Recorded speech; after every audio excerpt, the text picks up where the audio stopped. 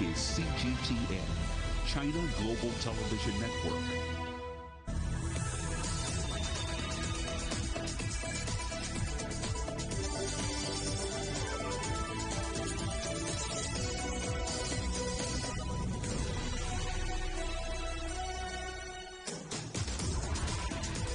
Hello and welcome to Global Business Europe, live from CGTN in London. I'm Robin Dwyer. And I'm Juliet Mann. Our top stories. Leaving the Taliban behind, the first charter flight out of Afghanistan takes off from Kabul. Building bridges out of BRICS. China's President Xi meets India's Modi at a virtual meeting as the BRICS summit begins. Hard times for EasyJet. The airline's share price plunges more than 10% after it rebuffs a takeover bid. And harnessing nuclear fusion, how the same reaction that powers the sun could save our planet. Around 200 Americans and other foreign nationals have left Kabul airport on the first international commercial flight since the Taliban takeover of the country. The plane from Qatar Air is heading for Doha in a deal between Washington and Afghanistan's new rulers.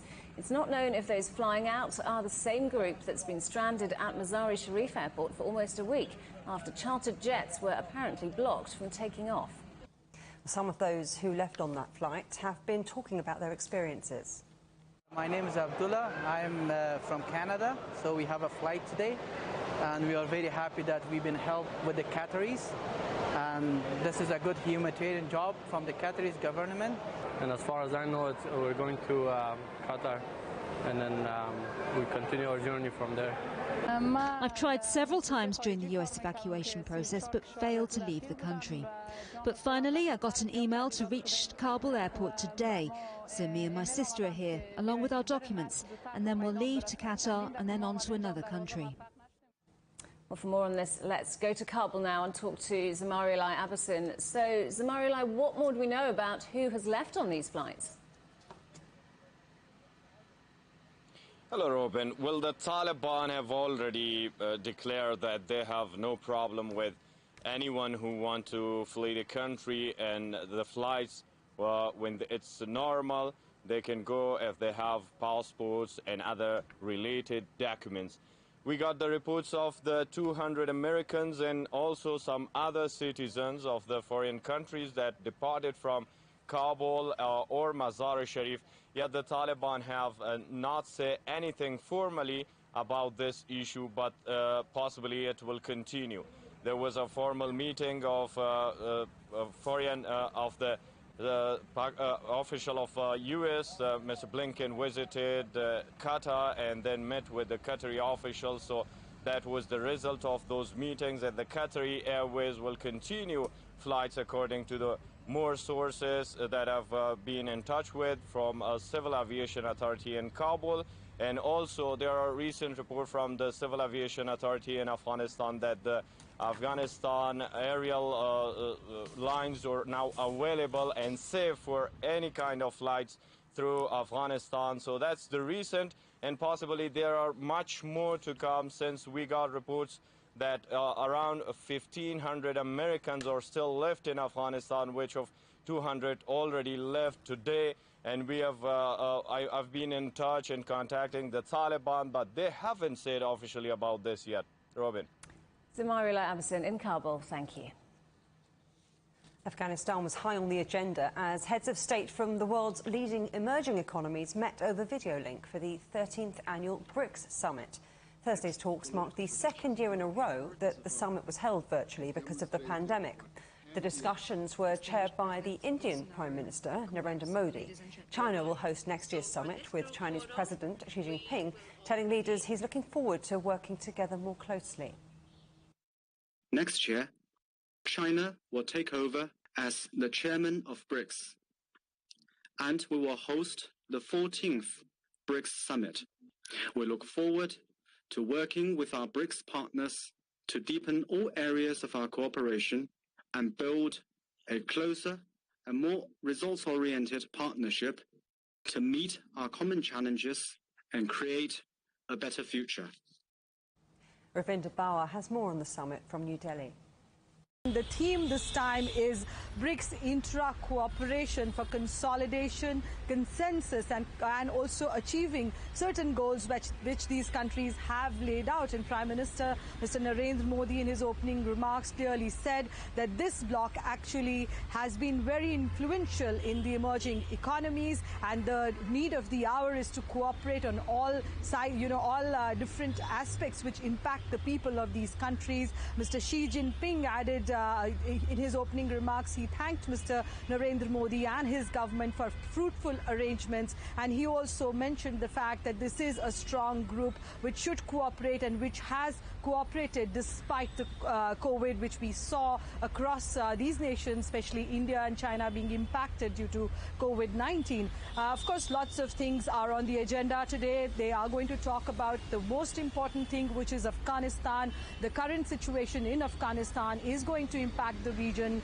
The discussions will, of course, span over various point of views, because there has been a little bit of polarization as far as the takeover of Kabul is concerned. But definitely, since these countries are, sure about cooperation and consensus, some consensus will arrive as far as that situation is concerned, because BRICS always wanted peace and development of the region, and that is why it is important to look at, terrorist movements from across the border, terror funding, safe havens. All these topics then follow, because with what has happened in Afghanistan, there is a fear that terrorism might rise, and so counter-terrorism has always been an important aspect of discussion between these countries. Well, earlier, I spoke to Baswati Mukherjee, a former Indian diplomat. I asked her about India's priorities as it chairs this year's meeting. The BRICS was set up as a grouping which would bring together leaders and countries with common perspectives, but sometimes different approaches to issues relating to both international peace and security, as well as economic issues and other issues.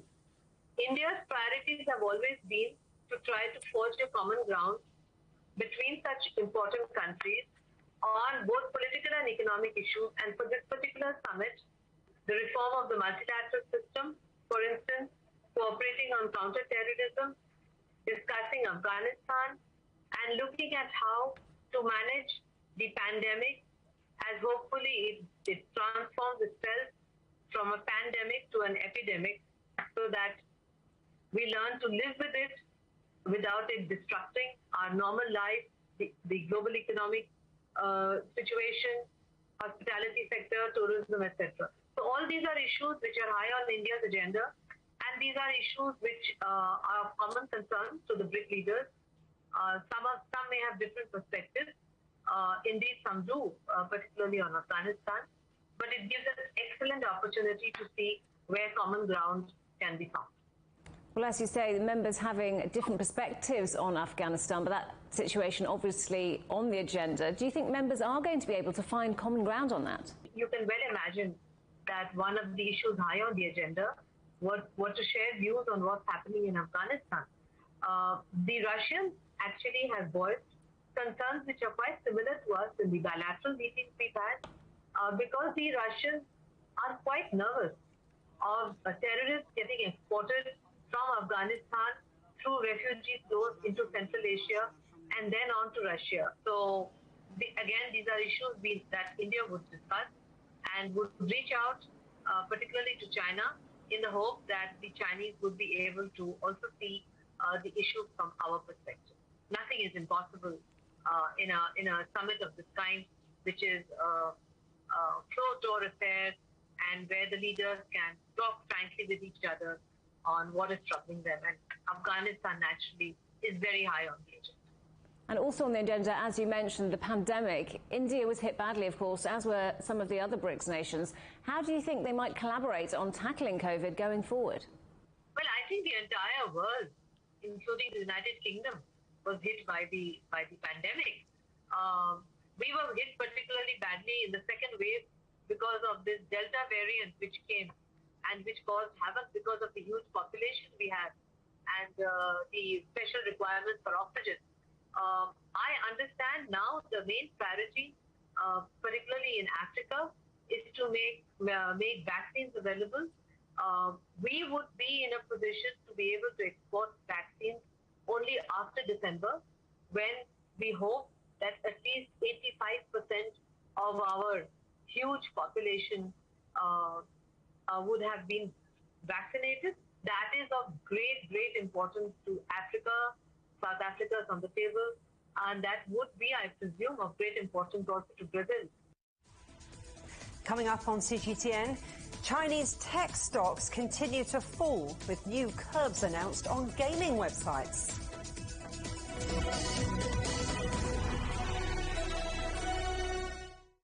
Search CGTN Europe wherever you get your podcasts to subscribe to The Agenda podcast. The Agenda with me, Stephen Cole, always gets to the heart of the story. Just subscribe today and listen now. Covering the world from 4 continents. A new horizon. Teams in Beijing, Washington, D.C., Nairobi, and London. Who connect, interact, and inquire to bring you the stories that matter to all. The Link, only on CGTN. Facing the unknown is always difficult. In a world in turmoil, it's easy to lose orientation. But when the storms come, we have to see the possibilities. Reinvent. Find new opportunities. Discover a path forward. CGTN. See the difference.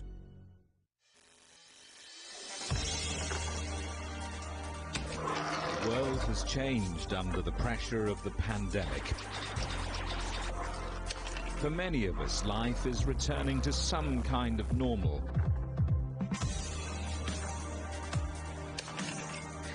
As we're adapting to changes in all of our lives, let Global Business Europe be your guide to the new normal. Join us weekdays on CGTN.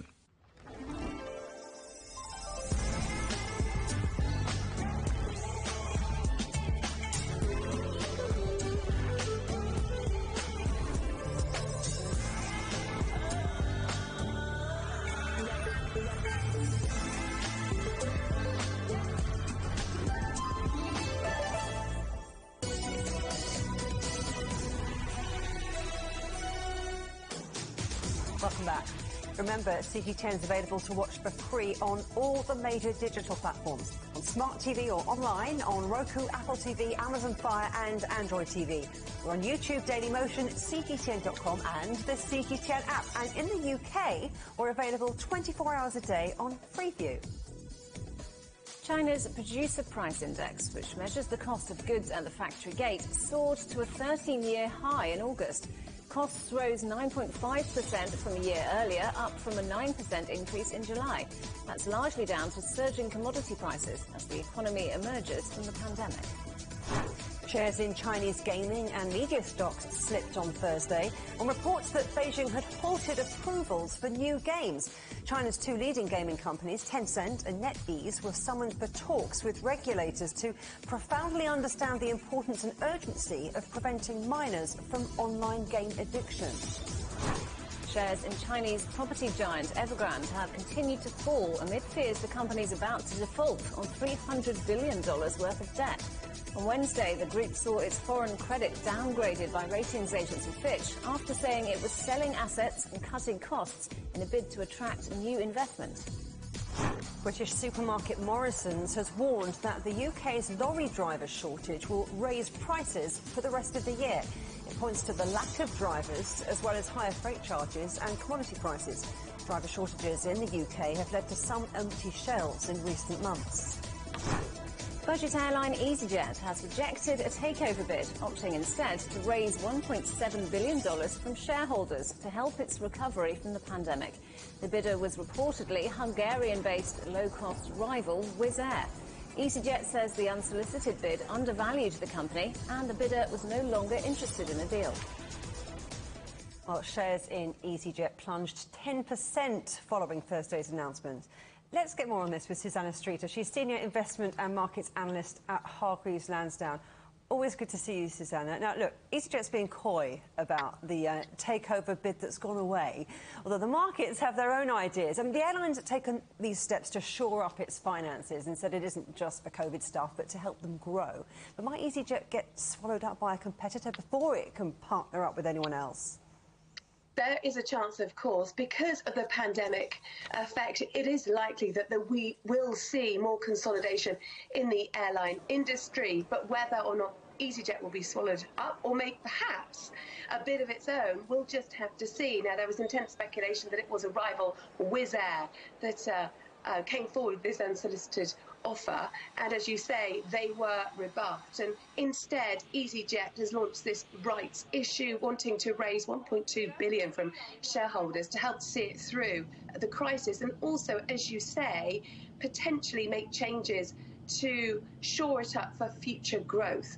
That may include perhaps increasing the number of routes that it flies, because certainly its rivals have been doing that, Wizz Air and Ryanair. We'll have to see exactly how that money is spent, but there's without a doubt EasyJet has been going through a very tough time. In which case, the only way is up. But look, there's been a lot of interest in UK companies at the moment. Morrison's, the supermarket, for one. So let's talk about them in the news today, because they're saying things are going to get more expensive with the UK's lorry driver shortage. But how much of a worry is that? Well, yes, there was already some disappointment given the fact that actually their profits fell by 37%. There had been hopes that the worst of the COVID costs would be behind it. Not at all, really. And certainly in this first half, those costs really weighed heavily on the company, as did, of course, losses from the fact that it hasn't been able to open cafes in store, and fuel sales were very low as well. But now there is another challenge on the horizon. In fact, the supermarket chain, like many others, is already dealing with it. We're talking labour shortages, particularly the HGV driver crisis. But also there are bottlenecks throughout the supply chain, as we've been hearing. Wholesalers are saying that actually food prices are going to have to rise. And Morrison's has a very large wholesale business as well. So although for now much of the costs have been absorbed without passing on to customers, it's likely that prices will have to rise. And of course, when there's such competition for shoppers at the moment, that could make it more difficult for Morrison's at the time when, of course, there are private equity giants swooping on the company. I think Morrison's is going to want to get this kind of deal signed, sealed and delivered very soon before any of these supply chain issues become really large. And they're going to want to make themselves look as good as possible. Let's talk about China's property giant Evergrande. I mean, they're riddled with debt, it's downgrades, shares tumbling. I mean, investors fear this could be catching, don't they? Yeah, there is real fears of contagion. There are reports that, in fact, another Chinese property group, Fantasia, might be running into problems as well, with reports that actually its bonds aren't being accepted by a number of banks. Now, this is all speculation so far. There hasn't actually been confirmation of this, but certainly what's been happening at Evergrande really has sent jitters through the market. Shares have slumped again after 2 credit downgrades in as many days, amid concerns that it will default on parts of its massive $300 billion debt pile. And this is all because of changes within the Chinese property market. Prices have slumped around 20%. And really, although, of course, Evergrande could sell assets, are there going to be enough buyers out there with prices almost looking they are in free fall in some areas? So real worries about the possible spread of this crisis elsewhere.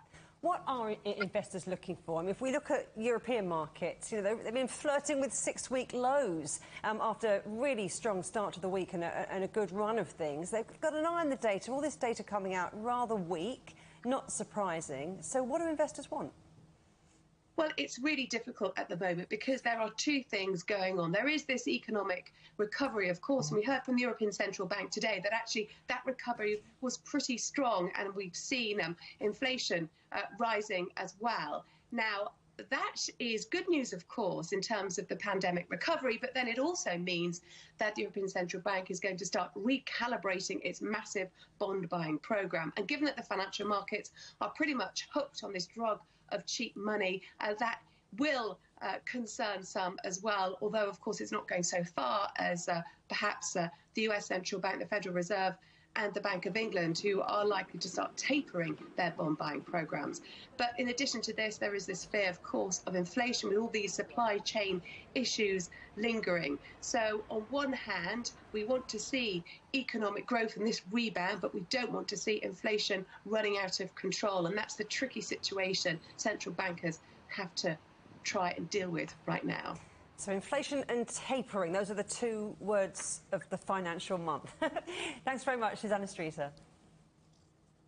Well, as we heard from Susanna there, the European Central Bank has announced it will put the brakes on the wave of stimulus measures it unleashed in response to the COVID crisis, becoming the first of the world's big three central banks to do so. Let's talk to Ryan Thompson in Frankfurt. So, Ryan, the ECB says it's recalibrating rather than tapering. So what does this mean? Decode it for us, please. Hi there, Robin. Yeah, this is Madame Lagarde getting very technical. Perhaps it's to ease markets, perhaps it's just to differentiate from other central banks. But in the words of Madame Lagarde, she is sticking to her guns and saying the lady isn't tapering. That is the word that she said today during her press conference with journalists, a reference to Margaret Thatcher, of course. But what does this mean, of course? Purchasing of these assets was going on since March at a rate of about 80 billion euros per month. That's on top of 20 billion euros, which the ECB traditionally does. From going forward, once the ECB is able to calibrate exactly how much they want to reduce it, perhaps it's to 70, perhaps it's even lower to 60, they will gradually begin to lower this. But the important line to underscore here is it's just a recalibration. There's no end date in sight. You can take a listen to Madame Lagarde saying exactly her own words a little bit earlier. We are recalibrating just as we did back in December and back in March. We're doing that on the basis of the framework, which is a joint assessment. So we look at the financing conditions, and we concluded that they remain favorable. And we do that on the basis on the inflation outlook. And as you rightly pointed out, our inflation outlook has been upgraded. So, Ryan, how will the ECB convince investors that a slowdown in purchases is not a first step towards tighter monetary policy? Well, I don't want to use this word too much, but recalibration is really the key word here. And analysts I've been speaking to today really see it as a continuing policy. They are not nervous because they know that the ECB Governing Council, which has been meeting for the past 2 days here in Frankfurt, took this decision with a unanimous opinion. They did the calculations, they looked at the inflation forecast, and they looked at the European economic outlook, and they know that things are right now where they want to be, especially this medium-term inflation figure, which is really what a lot of people have their eye on. They think that within the right amount of time, they will be able to reach the ECB target, which is at or near 2%, and things will be fine in terms of making sure that they are able to continue the bond buying without balancing out the markets to too much of a negative yield place. Ryan, thank you. Ryan Thompson there in Frankfurt. Shares on Wall Street have bounced on better than expected jobs data in the US. However, shares in top Chinese tech firms have fallen amid new measures aimed to stop youngsters spending too much time on gaming websites. Let's go to New York and join John Terrett. John, good to see you. Is it fair to say that everyone's got their eye on those jobs figures? Well, they have, because tapering may be the key word in Europe at the moment, as you said just now. But here, it is also tapering and it's also jobs. And so we have job numbers for you today. And it's important to explain what these numbers are, OK? It's called the Jobless Report. Comes out every Thursday. And it refers to the number of people signing up for first-time unemployment benefit as of last Saturday. So in this case, it's the 4th of September. And the number came in pretty good. It came in at 310,000. Now, we've been expecting, or Wall Street, these people here have been expecting 335,000. So that's about 25,000 fewer people signing up than had been anticipated. And it's a lot better than the previous week, which was the 28th of August, which was 345,000. So there you go. That's the news. The number of continuing unemployment claims is now at 2.78 million, and that is down 22,000. So you see what we're saying here. 310,000 people signed up last Saturday. Overall, 2.78 million now getting some kind of unemployment benefit insurance. And you know, that's pretty good. It does suggest, and I can only just say it like that, it just suggests that maybe people are starting to go back to work now. Maybe some people have just given up looking for work altogether. Maybe they just can't be bothered anymore. You just really never know. But the background, of course, is that last Friday we had the appalling jobs report. Now, this is the government job report. They call it the non-farms. Comes out on the first Friday of every month. And last Friday, economists have been looking for 700,000 new jobs, and they got a measly little 200,000. And everyone was very upset about that. And the markets tumbled sharply on Friday. And then Monday, when we weren't here for Labor Day, all around the world, the markets were going up because they assumed that the Federal Reserve would push back tapering because of that awful number. You know, it's very difficult to call these markets. Very difficult indeed. Today, the market is up, as you rightly say, based on this jobless number. Tomorrow it could be a different story.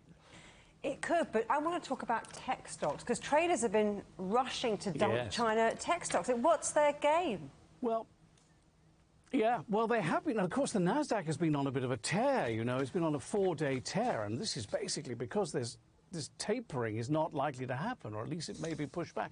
There's $120 billion going into government bonds from the central bank and the Treasury at the moment, and if that continues, then there are going to be sectors of this economy that are continue to be buoyant, and that has been the techs over at the Nasdaq. Now, what happened yesterday was that the ADRs, that's the China stocks that trade here, the American depository receipts, tumbled very, very sharply, and I have some numbers for you. Here we go. Alibaba, which is not really directly affected, actually, but it's a key Chinese stock, down 3%, and it's down 1.7% now.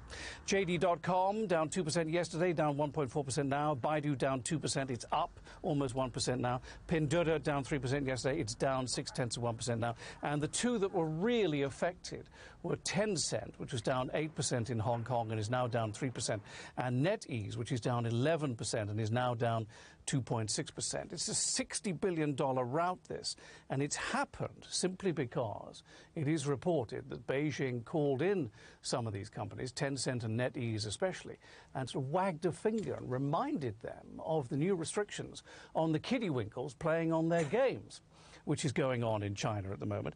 And also the South China Morning Post, which, by the way, has a fantastic business team. They're also reporting that there is a temporary freeze with some of these companies now on the development of new games. So for that reason, the stocks have been falling. But what's interesting is recently the ADRs have been invested in by Wall Street because they got to a price point where people couldn't resist.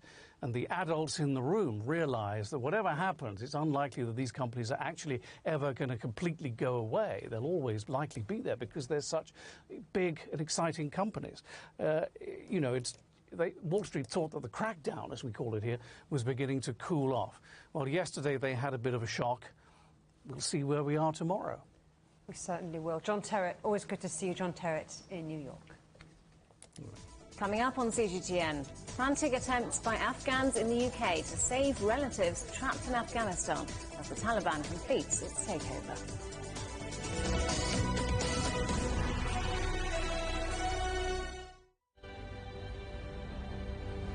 The EU's digital COVID certificate, which offers the promise of unlocking hassle-free travel around Europe this summer.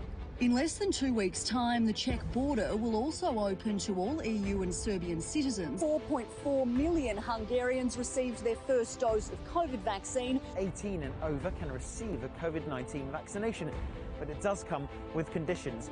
Third wave will probably take longer to emerge. This vaccination centre is part of a massive effort to try and drive down the numbers of the new variant that was first identified in India.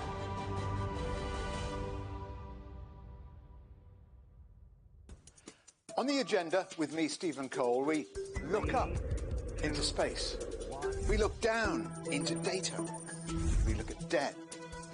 We look at politics. We look at opioids, climate change. We look at all the issues that really matter around the world. But you matter too. We want to tell the stories you want to see and hear about. Make it your agenda.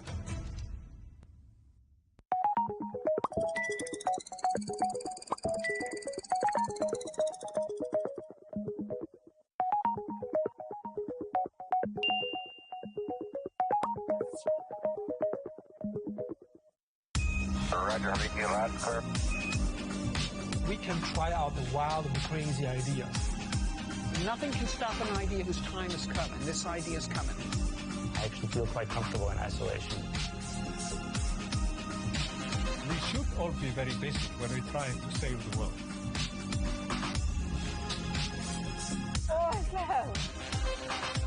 We hope it will happen.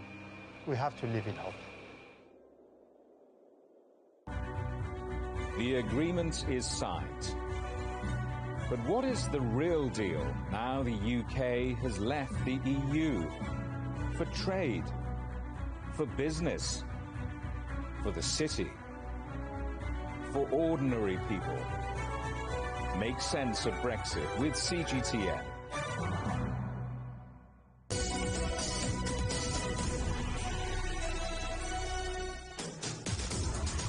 Welcome back to Global Business Europe with Juliette Mann and me, Robin Dwyer. Our top story, leaving the Taliban behind. First charter flight out of Afghanistan takes off from Kabul. Since the Taliban took over Afghanistan, the British government has rescued thousands of people and brought them to the UK. But still, many British Afghan families are desperately trying to get their relatives out of the country. Nicole Johnston met some of them in London. All day, hundreds of British Afghans arrive at this charity in West London. They have relatives and friends back in Afghanistan, and they're desperate to bring them to the UK. But the reality is, trying to get them out right now is almost impossible. The expectation of the people is very high. When they come to the centre and fill the forms, they think that by next week we will bring their families from Afghanistan, which I completely understand about their emotion, about their anxiety. Karim Rasool drove from Manchester to London to visit the Afghanistan and Central Asia Association. Its volunteers are taking the details of people with relatives stuck in Afghanistan and passing them on to local politicians and then the Home Office. Karim has lived in the UK for 20 years and now wants to bring his sister, Abdullah, here. She always crying, non-stop. I swear when she's crying too, I feel very, very, so it's...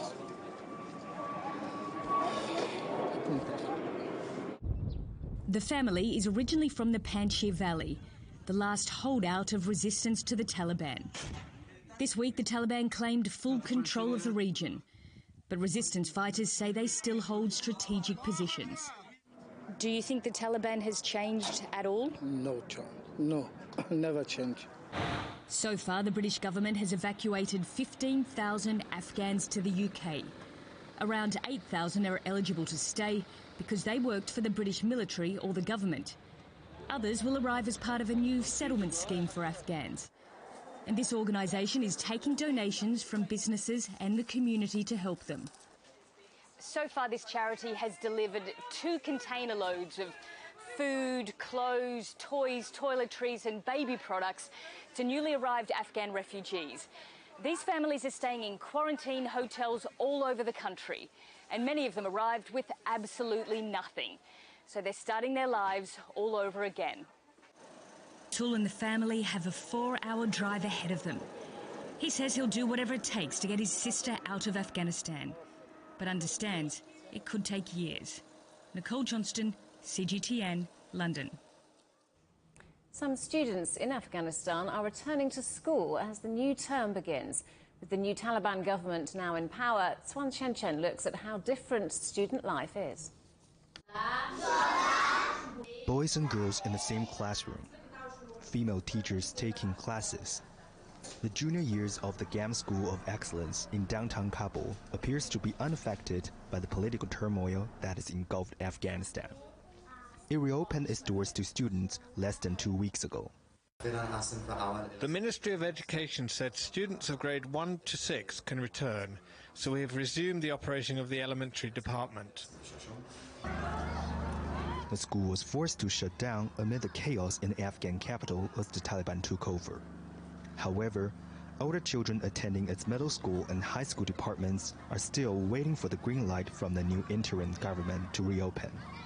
And those who've resumed their schooling aware their future education hangs in the balance. I hope Afghanistan can be peaceful and secure and we can study as normal. I hope schools will stay open and I can become a doctor and serve the country.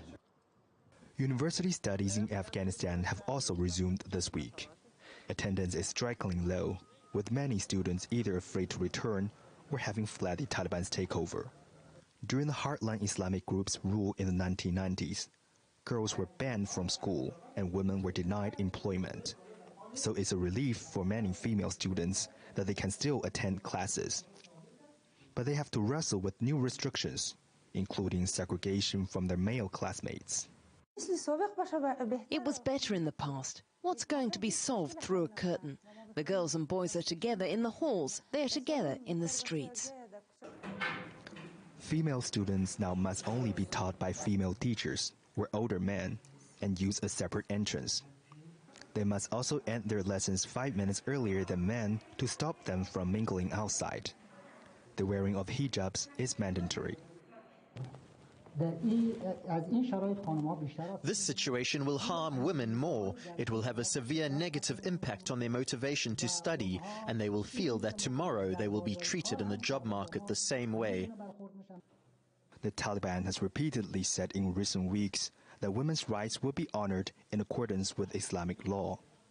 What that means in practice will be closely monitored by the international community, which has urged the group to uphold its commitments to human rights in return for aid and recognition.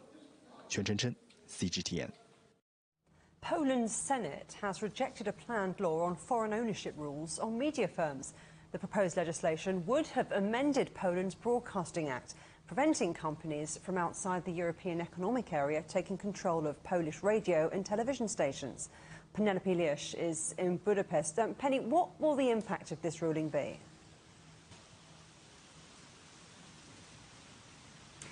Well, it's not over yet. While the Senate has rejected this reform so far, it's now likely to go back to the lower house, where the ruling Law and Justice Party that brought the reforms forward in the first place is holding on to a very thin majority. So the rejection could still be overruled, but it does seem to be a sign that Polish politicians are moving against these reforms that have been heavily criticised by politicians within the country, but also the international community. It would essentially mean broadcasters can't be owned by companies with headquarters outside the European Economic Area, and it is seen by critics to be targeting specifically TVN, an independent US-owned television station that has one of the most popular news channels in the country and is often critical of the government. The Law and Justice Party say it was designed to make the media fairer, but the United States, as one of Warsaw's biggest allies, has previously warned the government not to pass this legislation and make these changes, which could potentially lead to TVN 24 losing their licence later in this month when it's due to expire. It's unknown whether they'd be guaranteed some sort of extension, but it is likely, if this was to pass, that it would severely impact trade and other international relations with the United States. So it does seem to be that the mood is potentially moving away from these reforms, but it's certainly not over yet. Well, staying with international relations, the Polish president was in Budapest today. What was discussed? Well, the Polish president meeting with his counterpart Janusz Ada. High on the agenda was migration. These two very close allies share a strong anti-migration stance. Poland at the moment facing issues on its borders with Belarus. They accuse the Belarusian government of sending thousands of migrants towards the European Union and currently have imposed a state of emergency there to try and deal with that situation. Now, during this meeting, it was made clear by the Polish side that they will follow some of the examples set by Hungary in 2015, where they took a very strong anti-migration stance when thousands of people were trying to reach the European Union through Hungary, building a large fence on the border with Serbia. Poland is currently doing that at the moment. We've also seen over the last 24 hours a lot of Hungarian politicians and the government itself coming out in support of its closest ally, Poland, who earlier this week were called out by the European Commission, which is moving to try and fine the government for not moving quickly enough to dismantle a judge's disciplinary chamber, which is seen to be exerting political control over the justice system. Hungary saying that that is an arrogant and unacceptable move by Brussels. Viktor Orban, the Prime Minister, even saying that Hungary will look at whether it can take court action within the European court system against Brussels. So Warsaw and Budapest again at loggerheads with the European Union over many issues. This is just one of them, and it's unlikely we'll see the end to any of those anytime soon. Penelope Liesch in Budapest, thank you for the update. Beijing has blamed anti-China forces for a tribunal being held in London into alleged human rights abuses in Xinjiang. China's ambassador to the UK and officials from the autonomous region said the non-governmental hearings risked destabilising the mutual interests of both countries, as CGTN's Paul Barber reports. Undermining trust and goodwill as China-UK relations reach a critical juncture. That was how Chinese ambassador to Britain Zheng Zheguang characterised the UK Uyghur Independent People's Tribunal, which is due to resume hearings in London this week. It was set up last year at the request of the World Uyghur Congress with assistance from an NGO. Well, Western countries, including the United Kingdom, have accused China of imposing forced labour camps, birth control, family separation and the erasure of Muslim Uyghurs' religious identity in Xinjiang, with the United States calling it genocide. At a live-stream press event with the Chinese embassy here in London, officials and experts from Xinjiang rejected all human rights abuse allegations as groundless and malicious. Testimonials described the camps as vocational training centres to teach language and job skills. The officials denied accusations of genocide and said government actions in Xinjiang had boosted economic development and combated radicalism.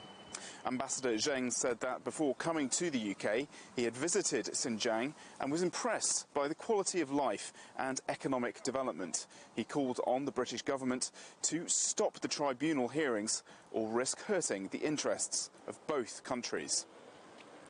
So it is our hope that China and the UK will work closely together towards the same direction to implement faithfully the common understanding between leaders of our two countries, to focus on positive cooperation and to deal with differences properly on the basis of mutual respect. He and the other officials described the London tribunal as having no legal basis and that so-called expert witnesses were rumour-mongers bent on smearing China. They have ideological bias deeply rooted in their minds. They look at everything in Xinjiang with a tinted glass. And actually, they have a hidden agenda in their minds. In recent times, China and Britain have traded barbs as well as sanctions on individuals over the Xinjiang allegations. It isn't clear if these hearings will lead to a shift in policy or to further sanctions on either side. They almost certainly won't lead to warmer rhetoric. Paul Barber, CGTN, London. It's been almost 18 months since the coronavirus pandemic forced many people to shift to remote working. With vaccinations rising and infection rates dropping in the United States this spring, hopes were mounting that a return to the office would happen by September. But the Delta variant has upended many of those plans. Karina Huber has more. Labor Day was supposed to mark the return to the office for many U.S. workers, but the Delta variant has derailed some of those plans. Delta variant is shifting the conversation away from we must get back to work to, oh my gosh, we have to think really critically about what work means now. With rising infection rates in many parts of the United States, tech giants like Google, Amazon, and Apple have all told employees they aren't expected in the office until January 2022. Financial firms have been less flexible about remote working, with many of them, including Goldman Sachs and JP Morgan Chase, requiring workers return to the office this summer. But Wells Fargo, BlackRock, and some others have delayed the return to October. Cabral says workers have mixed reactions to the delays. You've got the folks that were eager to get back that are really frustrated. And then you have the folks that are like, great, because I wasn't ready to go back into the office. In cities like New York, the delayed return to normal is bad news for many of the businesses that cater to office workers. There's been a big blow to restaurants. They were hanging on, waiting for September to come around, employees coming back to their offices. But now many of these office buildings are still at less than 20% occupancy. And these local restaurants and bars rely on those workers to keep their doors open. So if they're not coming back, it's going to pose significant challenges. It also poses significant challenges to the economy of New York City, which needs the return of Manhattan's roughly 1.2 million office workers to get things back on track.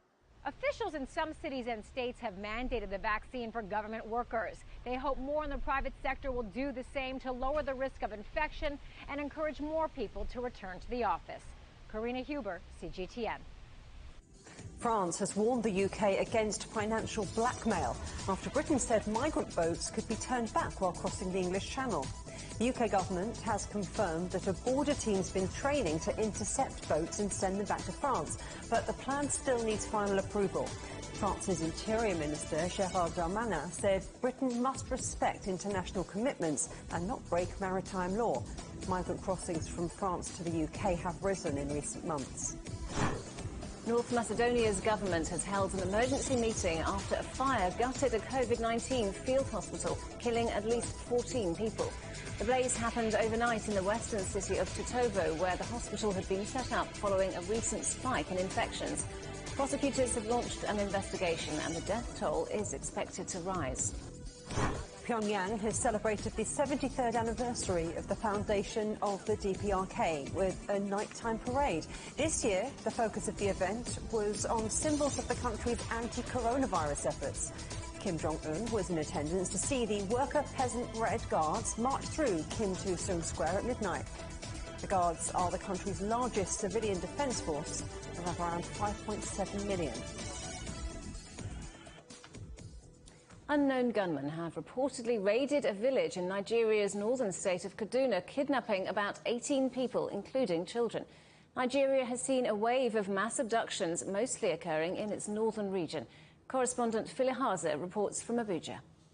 Locals say the abductors attacked Kekebi village on the outskirts of Kaduna state capital in the wee hours of Monday night. The gunmen were riding on motorbikes and moved from house to house, taking children and their parents. A community leader confirmed the incident, saying the whereabouts of the victims remain unknown and the village is still traumatized by the attack.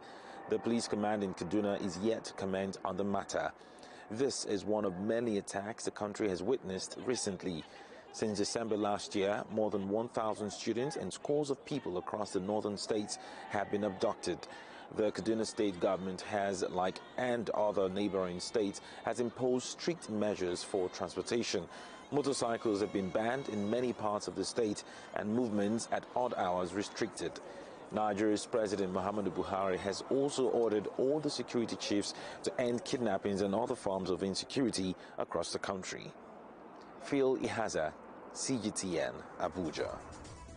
Still to come on CGTN, handle with care, assembling the world's largest magnet piece by piece.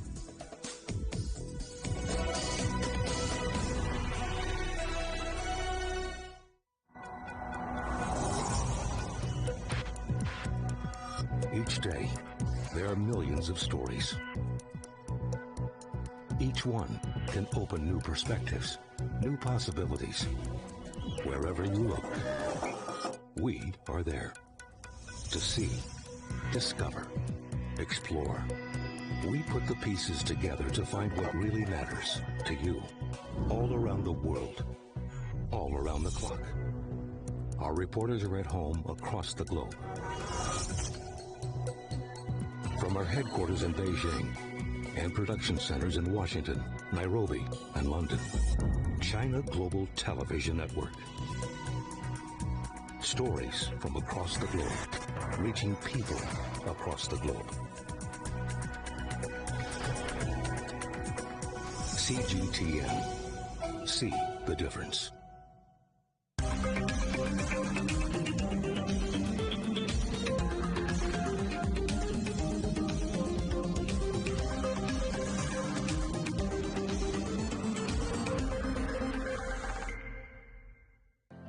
Murray, what would you say is a good question?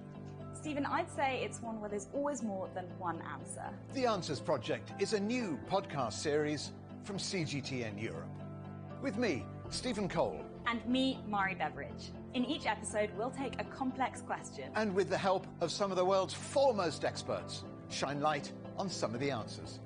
So join us for The Answers Project. Available wherever you get your podcasts.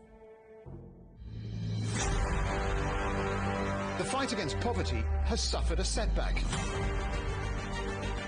We are at a turning point in history. It's a world under great distress and disruption. But solving the crisis is still possible. Change is indeed coming. Join me, Stephen Cole, for a special 1 hour-long show here on CGTN where we speak to some of the world's top leaders and experts standing on the front line of the fight against poverty. It's a real mistake to think that the future is decided for us. We need dialogue. We'll spark debate. The biggest challenge is addressing inequality. We'll explore the solutions. This can be done, but it requires everybody working together. And we'll showcase the success stories to reveal how the cycle of poverty can be broken. Innovation, action, change. Only on CGTN.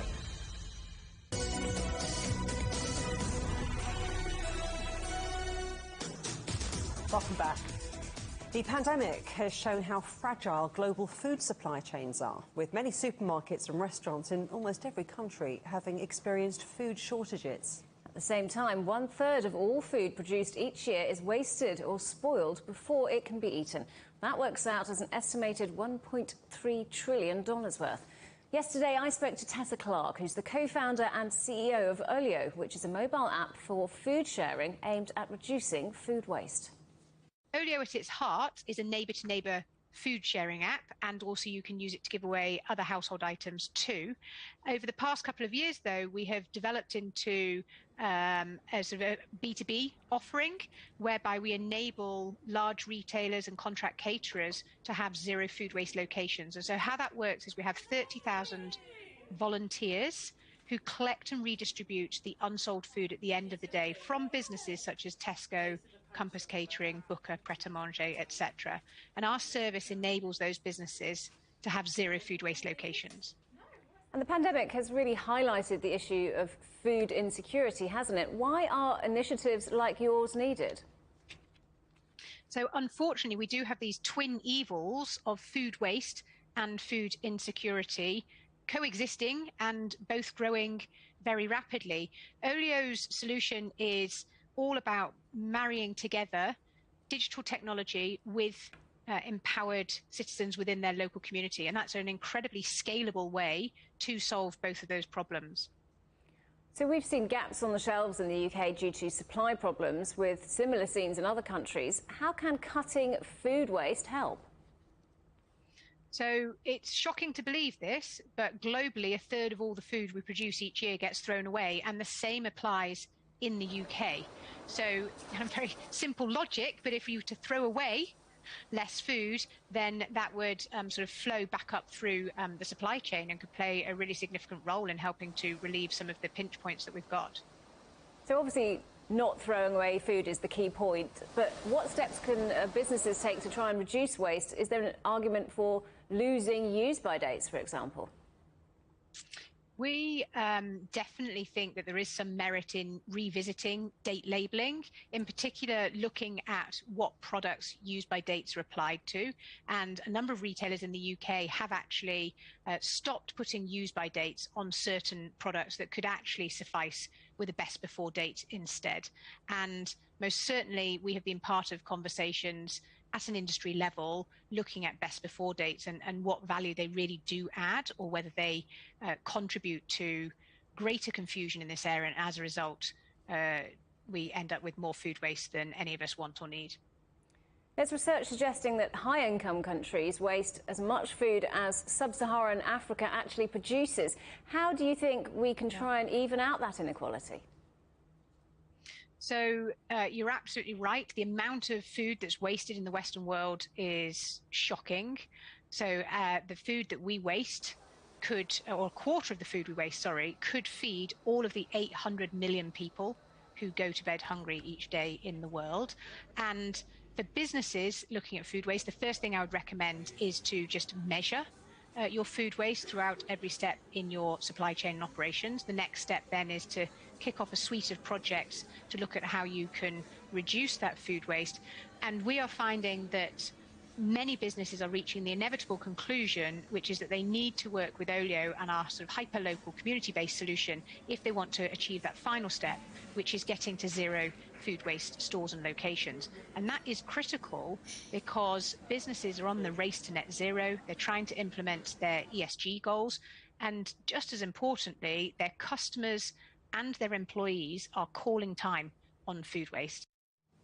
It powers the sun and the stars and is a potential source of safe, green and virtually limitless energy. Scientists say they're getting ever closer to harnessing nuclear fusion. And on Thursday, a crucial component arrived at an experimental reactor in southern France, the first piece of the world's biggest magnet. Ross Cullen was there. At 1 o'clock in the morning, in the southern French countryside, a precious convoy heads into a construction site. Inside this container, part of what is going to be the world's biggest magnet. And it's going to be put to work here at the International Thermonuclear Experimental Reactor, or ITER. The goal of this scientific mega-project is to show that fusion energy on Earth can do what the sun does in space and provide infinite green power. To prove this, massive magnets are needed to generate an extremely powerful field to control an energy-producing plasma that is hot, intensely hot. If all goes to plan, that plasma will be steered and shaped just behind me at a temperature of 150 million degrees Celsius, but weighing just 1 gram. If you take 1 gram of fusion fuel, it's equivalent, I believe, to something like 8,000 tons of fossil fuel. Tim Luce is the chief scientist at ITER. He says that this project's success would mean that we would have a near-endless, worldwide form of renewable power. You've found an energy source whose fuel supply is uniformly distributed. It's not isolated to a certain geography or a certain political domain. So everybody on Earth will have access to the fuel. We've retired the risk of whether it's possible. It is possible. They've demonstrated it. You had a factory acceptance test. It's here. It's physically here, so we can start installing it. So this is exciting. There are 7 strategic partners involved in building, testing and running the facility. The US, the EU, Russia, India, Japan, South Korea and China. Min Liao is the head of the magnets department at ITER, and she says international cooperation will be key, including from China. I think China is willing to cooperate and to make a joint effort for this key breakthrough contributor for this project. Some experts think the huge cost and difficulty of designing and running fusion reactors make them unlikely to ever be a mainstream energy source. But the physicists, engineers and designers at ITER hope to show that the idea of recreating the energy that powers our star, creating a plasma 10 times hotter than the core of the sun, is far from science fiction and is in fact science fusion, bringing the power of the sun down to Earth. Ross Cullen, CGTN at ITER in southern France. Some gentle encouragement had to be given to 3 giant Galapagos tortoises to help them move pens at London Zoo this week. A crowd came out to see Dolly, Polly and Priscilla make their hour-long trip across the city's Regent's Park to their new homes. The zookeepers had to cover the path ahead of them with snacks of cucumbers, carrots and watermelons. That's what I like. But to see who crossed the finish line first, go to europe.cgtn.com. Well, that is it for Global Business Europe. Thanks for watching. More on all of our stories at europe.cgtn.com, and do follow CGTN Europe on Twitter, on Facebook and Instagram. Coming up next on CGTN, it's Africa Live. We'll see you again tomorrow, same time, same place. From all the team here in London, goodbye. Goodbye.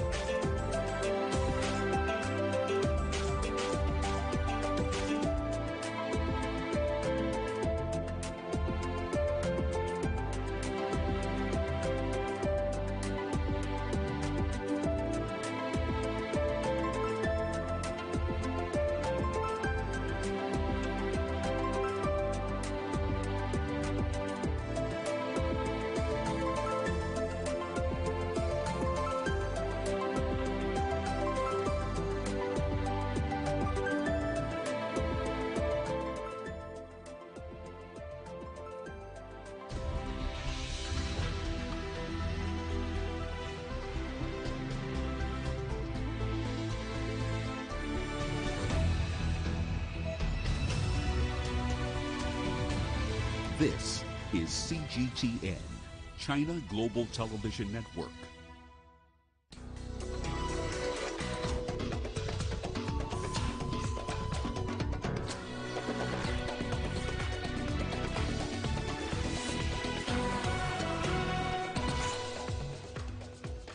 The 13th BRICS Summit kicks off with calls for equal access to COVID vaccines.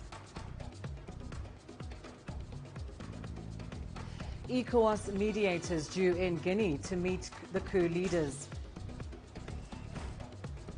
Hundreds displaced as flooding continues to wreak havoc in western Uganda. Hello and a very warm welcome to Africa Live on CGTN. I'm Lindy Mtongana in Nairobi. And with me is Uche Okoronkwo with a preview of your business news. Thank you, Lindy. And here's a look at what's coming up on Africa Live Biz. Depreciation of Ghana's cedi causing concern amongst many businesses in the country. And how South African retailer ShopRite managed to defy the coronavirus pandemic and post a good performance. Of course, all that coming up within the program. For now, back to Lindy. Thanks, Uche. Well, let's start with the 13th BRICS Summit. The event opened on Thursday, bringing together the leaders of Brazil, Russia, India, China and South Africa. The meeting is being held online for the second time due to the coronavirus pandemic. Trade and the global fight against COVID-19 are some of the issues being discussed. Chinese President Xi Jinping said China will donate another 100 million doses of vaccines to developing nations this year. He added that the bloc has become an important force on the global stage and will continue to make progress as long as the 5 countries act together. Next year, China will take over as the chairman of BRICS, and we will host the 14th BRICS Summit. We look forward to working with our BRICS partners to deepen all areas of our cooperation and build a closer and more results-oriented partnership to meet our common challenges and create a better future. Well, also speaking at the BRICS Summit was South African President Cyril Ramaphosa. He said all nations should have equal access to COVID-19 vaccines, diagnostics and therapeutics. Ramaphosa said this is the only way in which countries can effectively respond to the coronavirus pandemic. All tracks of our BRICS cooperation have been oriented towards concrete responses to the pandemic. As the BRICS countries, we must continue to safeguard our people's lives and livelihoods. We must continue to support global economic recovery and enhance the resilience of all our public systems. We must also ensure equal access to COVID-19 vaccines. Well, moving away from the BRICS Summit now, the African Union has called on rich nations to send vaccines to Africa to help fight the global COVID-19 pandemic, rather than hoard them for third-dose booster shots. Africa CDC Director John Nkengasong says he's baffled by how some rich countries were disregarding WHO advice to hold off on booster shots until more people were fully vaccinated worldwide. The global program providing COVID-19 vaccines to poor countries, COVAX, says it's likely to fall nearly 30% short of its goal to deliver 2 billion shots worldwide this year. Currently, only around 3% of the African continent is fully vaccinated. The problem we have with the third doses is that we have not seen enough science behind that. And what do I mean by this? First of all, we do not know is at what point is the immunity, that is the level of neutralizing antibodies, decrease to a certain level that they stop offering new protection. All vaccines are not made the same. So science will need to tell us that for every vaccine that you receive, this is the appropriate timing at which level the booster. Nigeria, meanwhile, plans to penalize citizens who refuse to take a COVID-19 jab. This is part of government's strategy to ensure a large percentage of the country's population is vaccinated in order to curb the spread of the virus. CGTN's Kelechi Mekalam brings us more. The executive director of Nigeria's National Primary Healthcare Development Agency, Faisal Shaibu, confirming government's plans to penalize eligible Nigerians who refuse to take the COVID-19 vaccination. We have to apply the basic rule of law, which stipulates that your human right stops where mine begins. You have a right to refuse vaccines, but you do not have the right to endanger the health of others. The West African nation is in its second phase of inoculations, but not many Nigerians are eager to get the jabs. I don't even know where they take vaccine here in Abuja. Yes, even if I really want to do, I don't know the location for vaccination. What I need is more enlightenment and educating me more about the vaccine. Government's main consideration is to restrict non-vaccinated people from accessing public places, but experts question the legality and feasibility of this move. As a country, except it's a lawless society, if you must make any sanctions or make any provisions, apart from the fact that it has to be policy-driven, it has to be something that has legal base. But so far, I don't think there is any legal base for such sanctions. I rather advise the government to say, okay, instead of forcing people or providing sanctions, why don't you provide incentives that will make people want to do this? I think you should try other things. Have you considered vaccinating people in church, in the mosques? Even where people sit out, there have to be more casual ways, more informal ways, on radio, I mean, we should have Facebook managers, or what do you call them, internet, people that are active on the internet, that should help propagate the gospel we're trying to preach. Records show that citizens' response is improving, but vaccine hesitancy is still hampering the speed of the exercise. Since its first rollout in March, less than 3 million Nigerians out of a population of some 200 million have so far received a jab. Experts suggest community outreach and other informal approaches would better sensitize the larger population. Kelechi Emekalam, CGTN Abuja, Nigeria. A delegation from the Economic Community of West African States, or ECOWAS, is headed to Guinea-Conakry for talks. The regional body on Wednesday suspended Guinea's membership to ECOWAS following a military coup which ousted President Alpha Condé. Leaders of the bloc are demanding Condé's release from custody and urging a return to normal constitutional order. Guinea's main opposition leader says his party is open to taking part in a political transition. The military coup has been condemned by Guinea's partners and international organizations.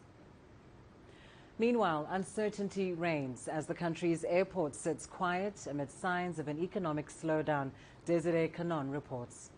After the coup d'etat in Guinea, airlines are flying empty planes to Conakry, the country's capital. Yesterday, for example, when we departed from Abidjan, Côte d'Ivoire to Conakry, we were almost 20 passengers on the plane. When we arrived in Conakry, we found the international Conakry airport empty and quiet. The city is somewhat busy with some traffic jams. There is also the presence of police and military forces throughout the capital. As for the economic activity, it has not yet resumed well because some banks and shopping centers are still closed, and also because some airlines have suspended their flight to Conakry. There is also a curfew ban on going out from 10 p.m. GMT to 4 a.m. GMT. So we are still waiting to see what will happen in days to come. Desiree Canon, CGTN, Conakry, Guinea. To Afghanistan now. A Qatar Airways flight has left Kabul's international airport after the Taliban agreed to allow about 200 foreign nationals to leave Afghanistan, sources say. It's unclear, however, if Afghan nationals have been allowed to board the flight. Criticism has grown against the Taliban's interim government, with dozens of women in Kabul protesting the lack of female representation. The Taliban broke up the demonstrations, reportedly beating some women and calling the protests illegal. Zamari has more from Kabul.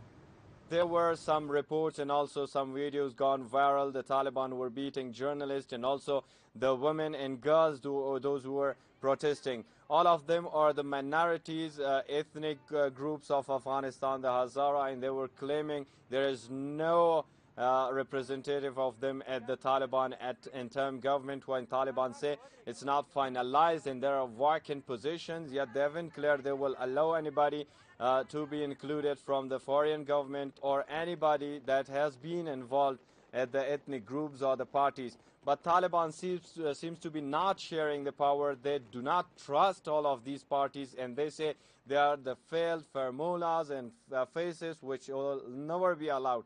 While the protesters were also beaten by the Taliban, yes, these reports of that the journalists are badly beaten by the Taliban are also true. The Etzrat is a local newspaper located in Kabul. 4 of their workers, including their chief editor, were taken to custody, and 2 of them were badly beaten, and it was really graphic seeing them. They are still protesting and claiming that the Taliban should answer about this, but the Taliban states is the same, and they say when we announce it's not a good time in regard to the security, no announcement, no proper ways that the protest should go through, like they should register with the Ministry of Justice. There was no such thing, and also they had also warned the journalists to avoid covering the protest. Still ahead on Africa Live. Continued fighting in Ethiopia's Tigray and Afar regions disrupts aid delivery. And hundreds displaced as flooding continues to wreak havoc in western Uganda.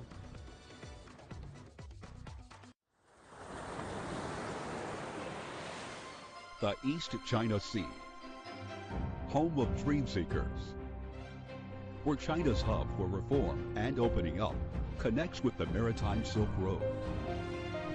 Whether it's exploring the busiest seaport and trade zone, or witnessing how locals strive for a better life. Join CGTN's adventure, Tides of Change Part 2. A journey enchanted by a dynamic ocean and beyond.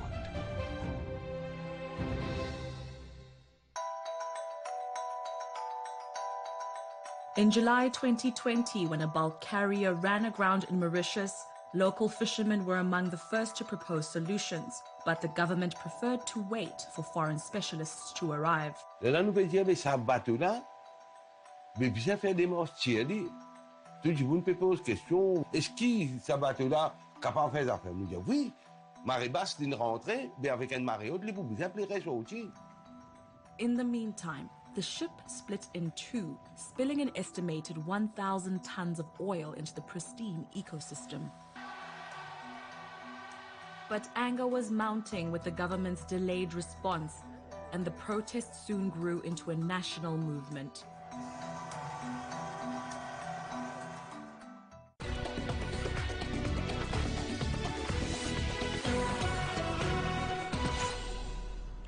More than 120 civilians have been killed in a village in Ethiopia's northern Amhara region. Local officials say Tigrayan forces were responsible for the killings, which took place last week. About 120 bodies have been recovered, but the real death toll could be higher, as there are still people unaccounted for. Tigrayan forces have denied any involvement, calling this a fabricated allegation by the Amhara regional authorities. Tens of thousands of people have fled their homes in the region as the Tigrayan forces advance. CGTN's Gurum Chala has more on the disruptions to food aid reaching the northern regions. The Ethiopian government announcement has confirmed the delivery of aid to the Tigray regional state, Amhara and Afar regions, and is being done with a collaborative effort exerted between Addis Ababa and several international aid agencies. In addition to the already delivered aid stock in Tigray, we have now used more than 528 trucks to the region. More than 14,000 metric tons of food aid and 4,000 metric tons of non-food items have been delivered. However, the Minister Mufarrat Kamil said the delivery of aid is being repeatedly interrupted due to the posed attack of TPLF in the Amhara and Afar regions. The minister said the unfettered humanitarian corridors opened by the government are also being compromised at the moment. The identified aid delivery points have been compromised due to TPLF's attacks. Ignoring the unilateral ceasefire decision taken by the government, TPLF has endangered relief delivery efforts. This is manifested with the invasions of the Amhara and Afar regions. This has resulted in the narrowing down of humanitarian aid delivery corridors in the north. TPLF has not responded so far about the allegations against its operations. Sources confirmed war is ongoing in the north with no signs of roundtable talks to resolve the crisis in the northern Ethiopia. Group Jala CGTN, Addis Ababa, Ethiopia. And let's now head to Somalia, where political differences between incumbent President Mohamed Farmajo and Prime Minister Mohamed Hussein Roble are raising concerns. The two leaders have differed publicly over the controversial sacking of the country's intelligence chief and security minister. Prime Minister Roble suspended intelligence chief Fahad Yassin over the murder of an agent.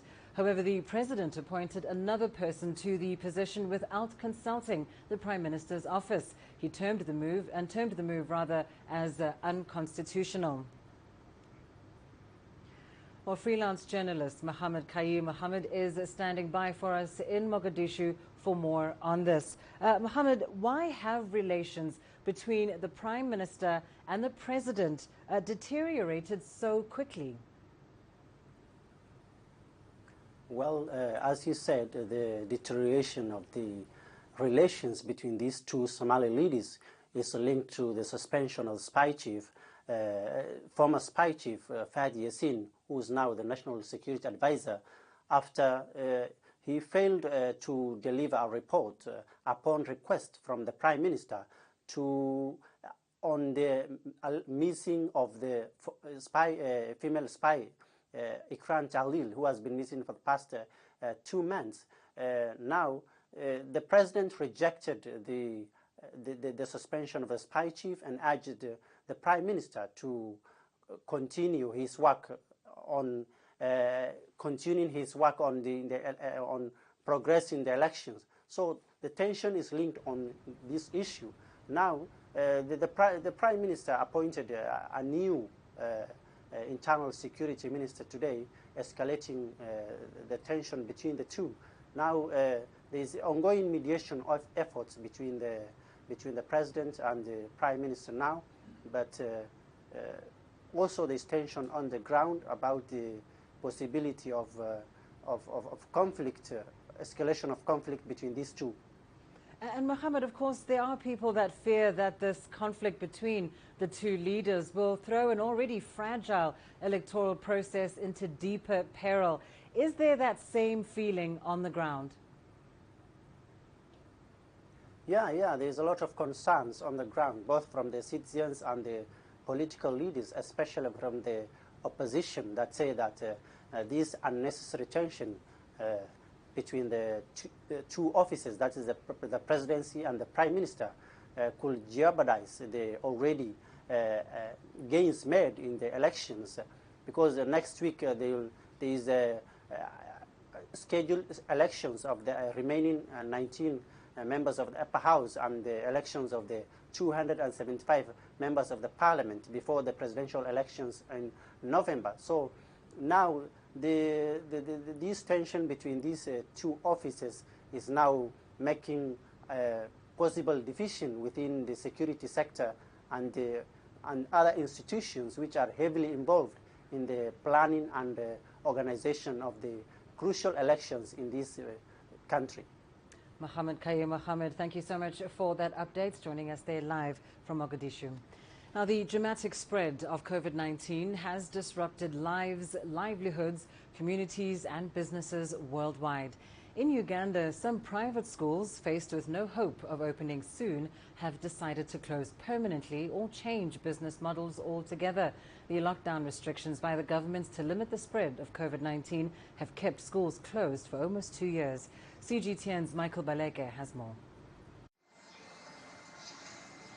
Ronald Chitimbo stares at what is left of his former school, a daycare center and nursery for children. He recently converted the buildings into a guest house. I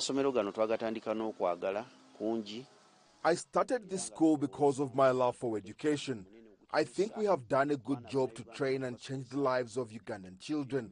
But when the pandemic struck, schools, especially the private-run facilities, felt the immediate impact. Ronald is among the many private school owners that have been struggling to cope during the lockdown.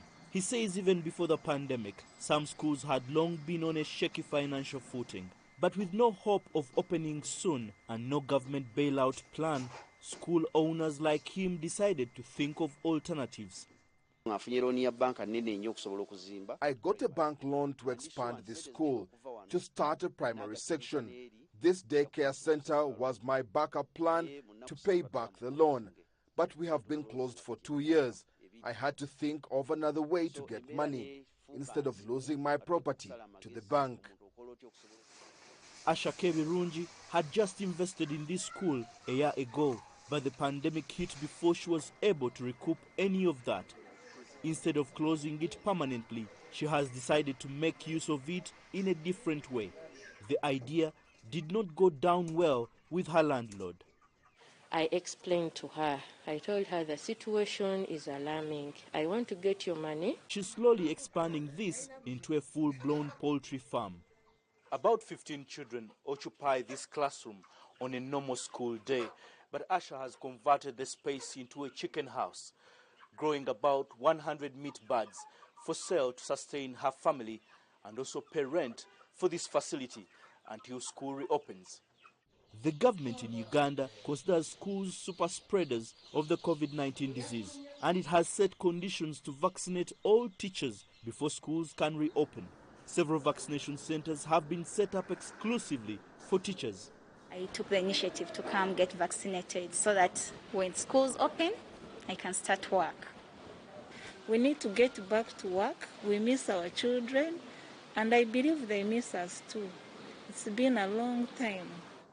But even if they have had a shot, many of these teachers have no schools to return to. A further escalation of the pandemic means more school owners are likely to close their schools permanently to turn to alternative ventures. Michael Baleke, CGTN, Kampala, Uganda. Authorities in the Democratic Republic of Congo say a meningitis outbreak has claimed 129 lives in the northeast of the country since June this year.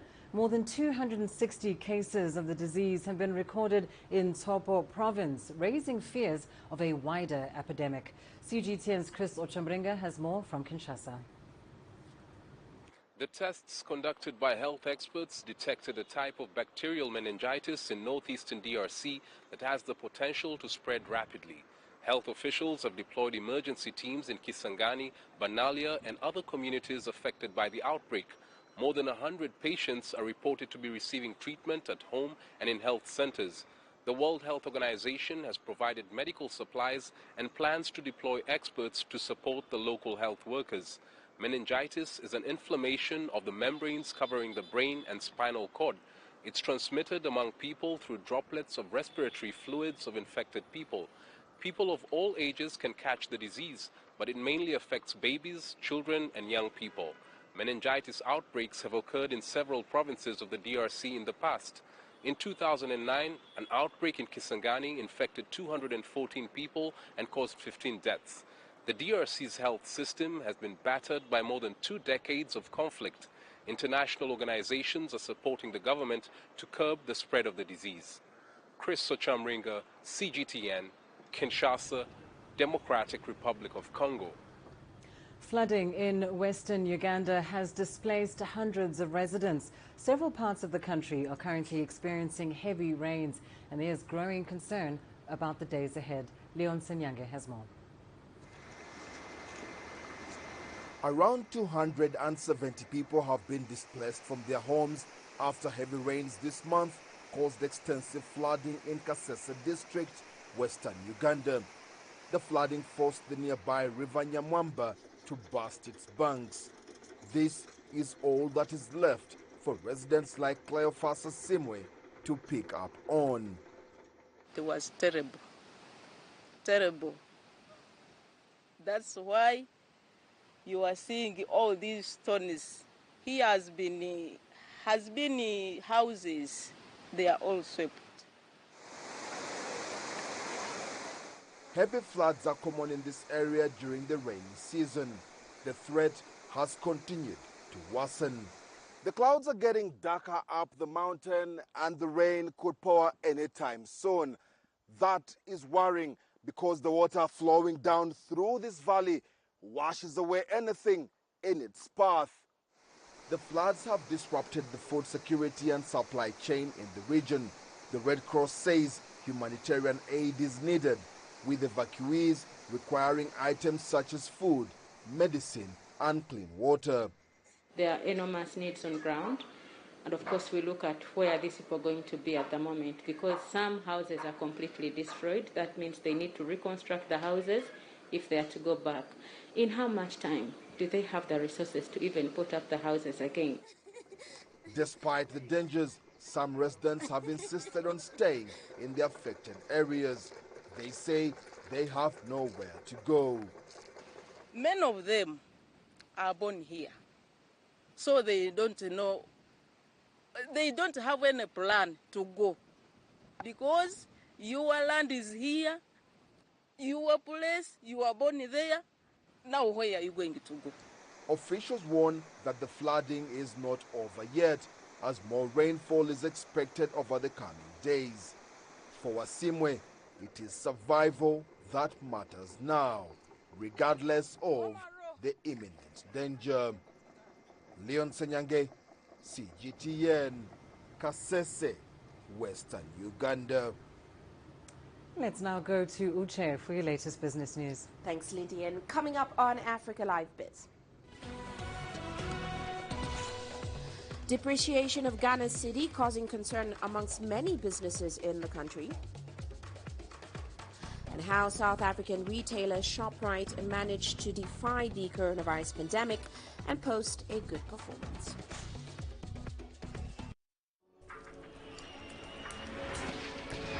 So this is it. I'm just about to be shot. Tents here, bottles are being thrown as they do so. There are about 3 critical bridges here in Malawi. That's one of them. We're going to cross that bridge. As you can see behind me, police forces who are replying with gas. Gas just came in. Gas. So it's all begun now. Divisions leading the charge into West Mosul have brought us here. Just got to be careful here with some gunshots. This is where most of the fighting has been concentrated. This is the front line now after 9 days of fighting. We're about 2 to 3 kilometers from the front line. View of this front line position.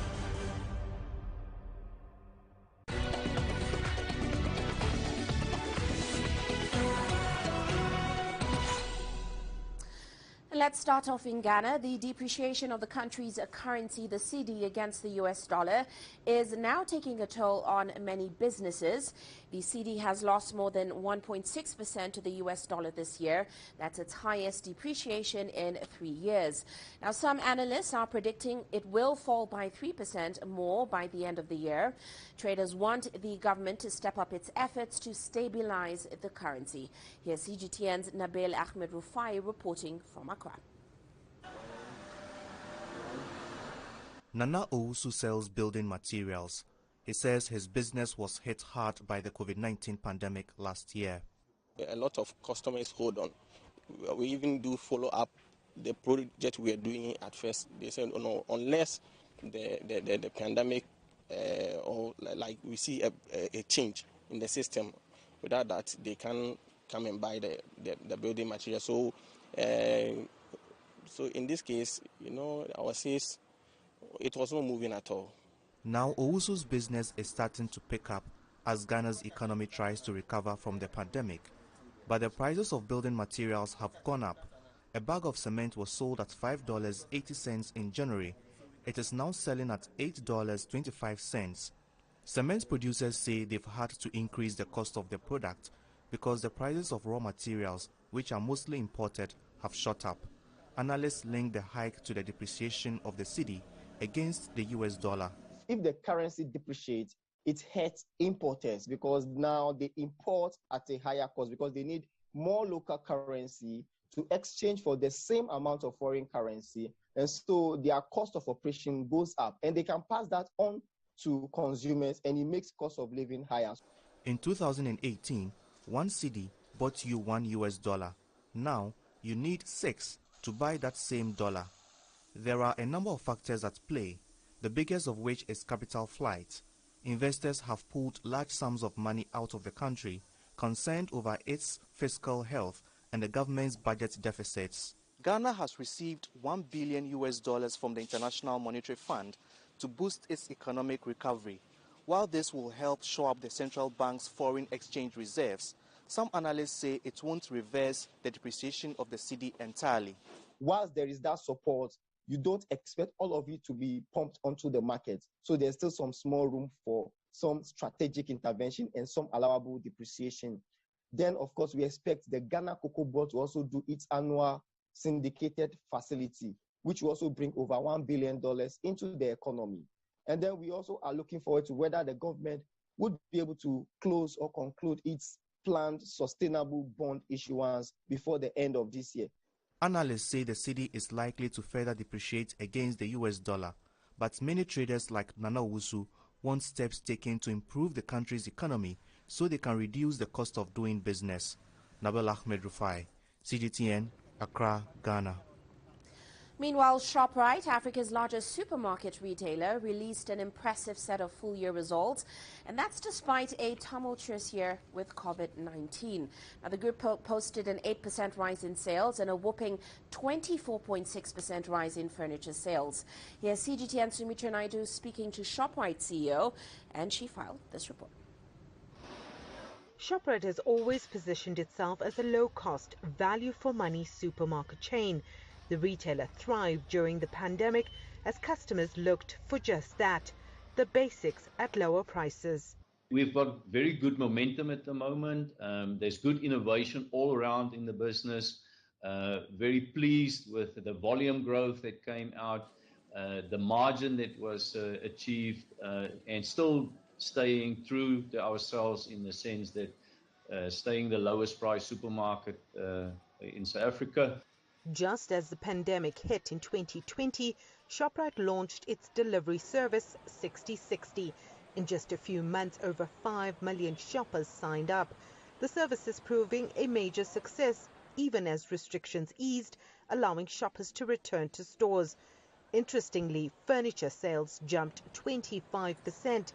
ShopRite also completed its review of Africa, closing up shop in Nigeria, Kenya, Uganda, and Madagascar. We exited some of the countries and now we are left with 10 core rest of Africa countries. Returned back to profitability. We've put ourselves a short-term target of 300 to 500 million for that segment. Fourfold growth over last year, 307 million. So I think the short-term target has been reached and we do believe that this segment can be sustainably profitable going forward. ShopRite has close to 3,000 stores across Africa and is South Africa's largest private sector employer with 142,000 staff. The group managed to create close to 4,000 new jobs in the last year, but it did take a beating with the recent rioting and looting in Gauteng and KwaZulu-Natal. 231 stores damaged and to various extent. The biggest call out there for me is the fact that we are carrying 3,500 of our employees whose workplace has now been closed. Of those 231 stores, we've reopened 150 of them. The damage is extensive. We are insured for most of it, but there, of course, are costs like security and the staff costs that we will have to carry. The group's gross profit was up 10%. RSA sales were up 6.9% for the year to July. Liquor trade growth dipped because of the liquor bans in South Africa. Non-RSA trade declined again, this time down 7.5% due to ongoing trading challenges, currency fluctuations and COVID restrictions. Sumitra Naidu, CGTN, Johannesburg, South Africa. And let's head to Egypt now. The country says that it plans to increase the returns of the Suez Canal by 5.6% in the 2021-22 fiscal year. Now, authorities say they expect earnings to rise to $6.3 billion from the $5.8 billion recorded last year, and they predict that output will surpass pre-pandemic levels. Here's CGTN's Yasser Hakim with more from Cairo. The Suez Canal has recently recovered from the slowdown in international trade caused by the pandemic-induced disruptions. In August, the canal posted the best monthly revenue in its history of about $560 million and is taking steps to raise its annual revenue from vessels passing through the corridor. They are developing the southern sector of the Suez Canal to increase its depth to more than 70 feet from the current 66 feet, as well as widening the canal. There are big investments being made to adopt information technology in managing the maritime traffic. There are discounts given to many vessels, especially those going to Western Europe and the US, to attract the highest number of container ships. The canal accounts for 10% of global trade, 25% of container shipments worldwide, and 100% of container shipments between Asia and Europe. But it's not just a waterway anymore. There's the Suez Canal Economic Zone, making optimum use of the canal's global status. The location is excellent as it links the two sides of the world and allows shipping companies to not only pass through the corridor, but to also set up facilities to provide or store their products here and export to the rest of the world. Companies will benefit from the services provided. At the zone, we are talking about incentives such as zero customs, zero value-added taxes, and 50% cut in income tax. Skilled labor is available, and there are several ports around the economic zone to facilitate transport of goods to the rest of the world, especially Middle East and Africa, as well as a developed local transport system. China is the first country to build an industrial city in the Suez Canal. It hosts over 115 Chinese factories and plants. The success of the Chinese model has prompted several countries to sign up. The latest are Russia and Poland. But there are still challenges facing foreign investors, and the government is tackling these issues. There are still many problems with red tape. The Minister of Planning announced they will begin steps for digital transformation to ease the paperwork, bureaucracy, licensing procedures, and so forth for companies. It is a big problem. The second issue is to provide enough skilled workers. Unfortunately, demand is much higher than the available skilled laborers, especially in manufacturing. The government has even said it will train workers and incur all training costs and then send them to the economic zone for employment. The Suez Canal Economic Zone as a whole has attracted $18 billion of investments in the last 5 years and expects another $1 billion by the end of 2021. The latest expansion plans and solving investor issues is aimed at reaching the target revenue of $6.3 billion in 2022 from the current $5.8 billion. Yasser Hakim for CGTN, Cairo. Now, ambassadors of the G7 group of advanced economies have urged Tunisia's president to appoint a new head of government as a matter of urgency. Now, they've also called for a return to constitutional order in which an elected parliament plays a significant role. President Kais Saied, who was elected in 2019, suspended parliament in July and sacked the country's prime minister. Here's CGTN's Adnan Shauchi with more. The Tunisian president made an indirect reaction on Tuesday to the G7 ambassador's position. Kais Saied informed the Greek foreign minister that the exceptional measures he took on July 25th were constitutional. I came today to support the efforts made as part of the democratic transition. We cannot let Tunisia fall back. The president insisted that Tunisia will not lose its achievements and will work on respecting the will of the people. We hope that all state institutions will return to normal functioning in congruence with the people's demands, form a government, and start dialogue with all parties and civil society. Constitutional law experts assert that Canada, France, Germany, Italy, Japan, the United Kingdom and the United States do not plan a direct and open interference in Tunisia's internal affairs. However, the G7 statement is an indirect pressure on Kais Saied. The G7 statement is neither a form of unconditional support nor an open condemnation of the president's moves. The G7 calls for a swift return to a constitutional order. This is an indirect or even a clear recognition that Tunisia is not in a constitutional system. Analysts maintain that the Group of Seven is the main economic partner for Tunisia. Therefore, any future political decision by President Saied will have a direct impact on Tunisia's economic and social situation. The unique arm in the hands of the Group of Seven is the economic war. Tunisia is closely tied up with these countries in terms of economic exchange and foreign investment. They could easily cut Tunisia's financing from international banks, lenders and financial institutions. The economic pressure is the most efficient strategy to make political change in Tunisia. Kais Saied declared that the democratic process will continue in accordance with the will of the people in order to build a state of law on new foundations that break with corruption and the current political, economic and social situation.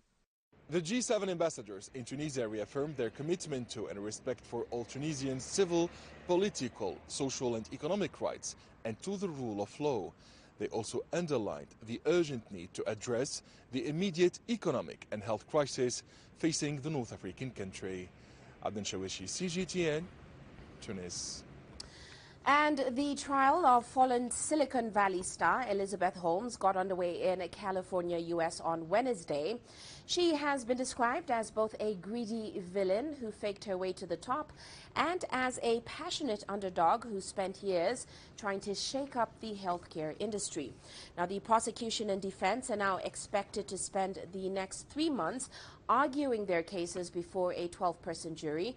The 37-year-old is accused of promising that Theranos would be able to quickly test small vials of blood in a small machine.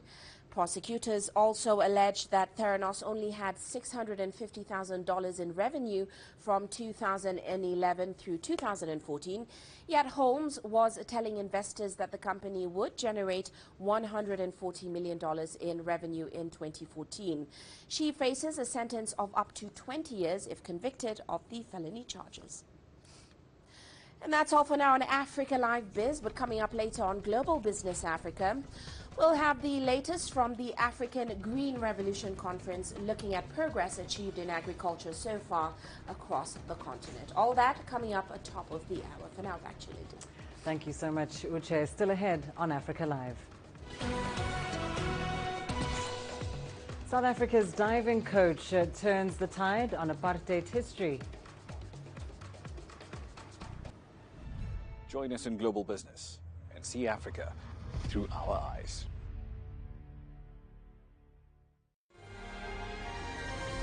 The greatest journeys, the greatest sights, the greatest adventures. Here in Panater, this weir allows the locals to walk on water. We're far more than just TV news. We're your passport to the wonders of Africa. To bring you stories of struggle, survival and hope.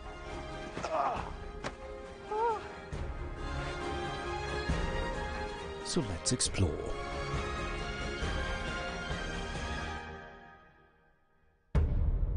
CGTN. See the difference.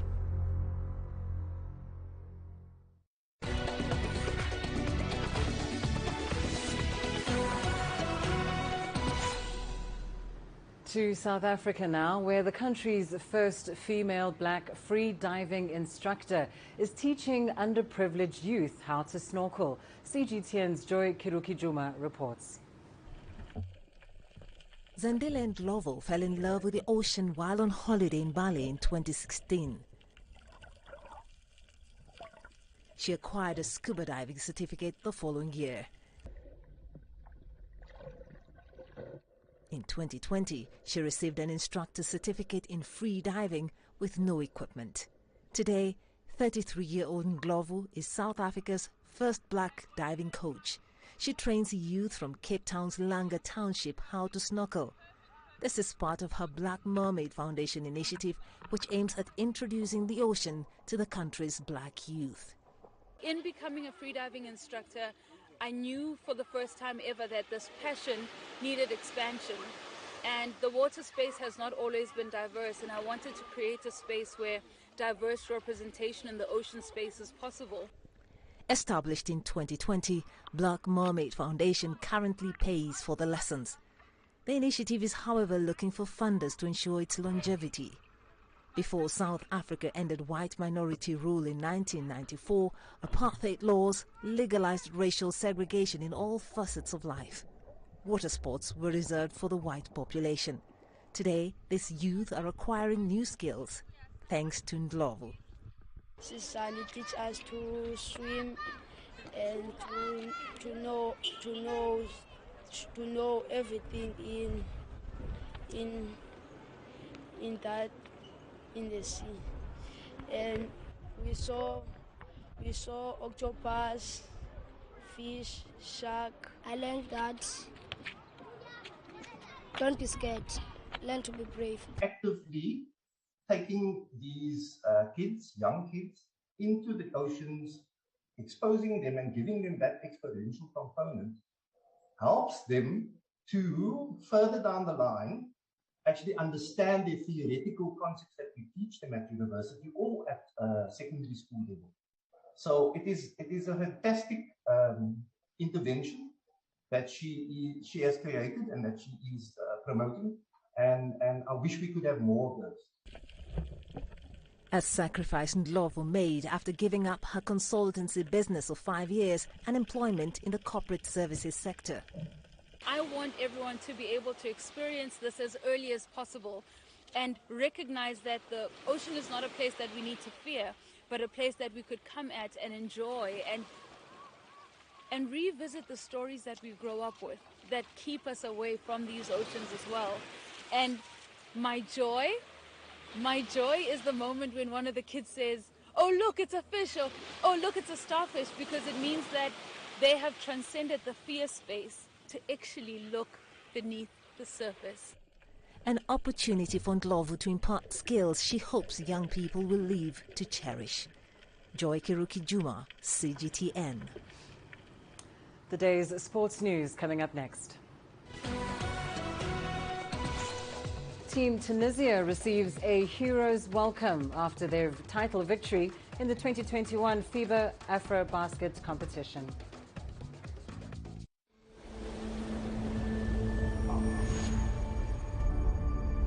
How would you create your legend? On the fields, on the tracks, in the arenas of Africa. Were you born to be a player? Could this moment be yours?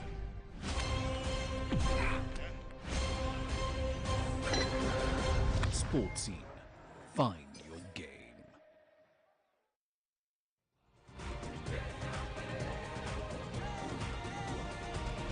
Africa Live. Find your voice.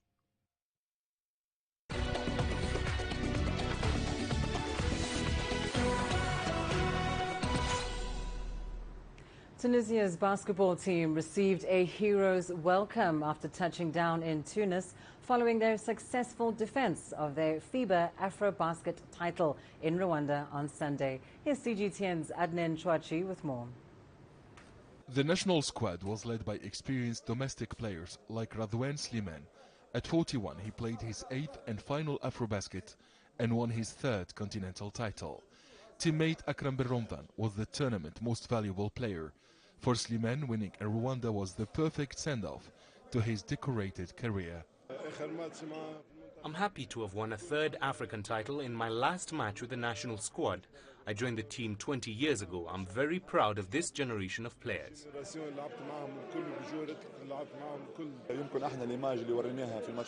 Tunisia has given a positive image. We dominated all games and won all the matches. It was a difficult tournament.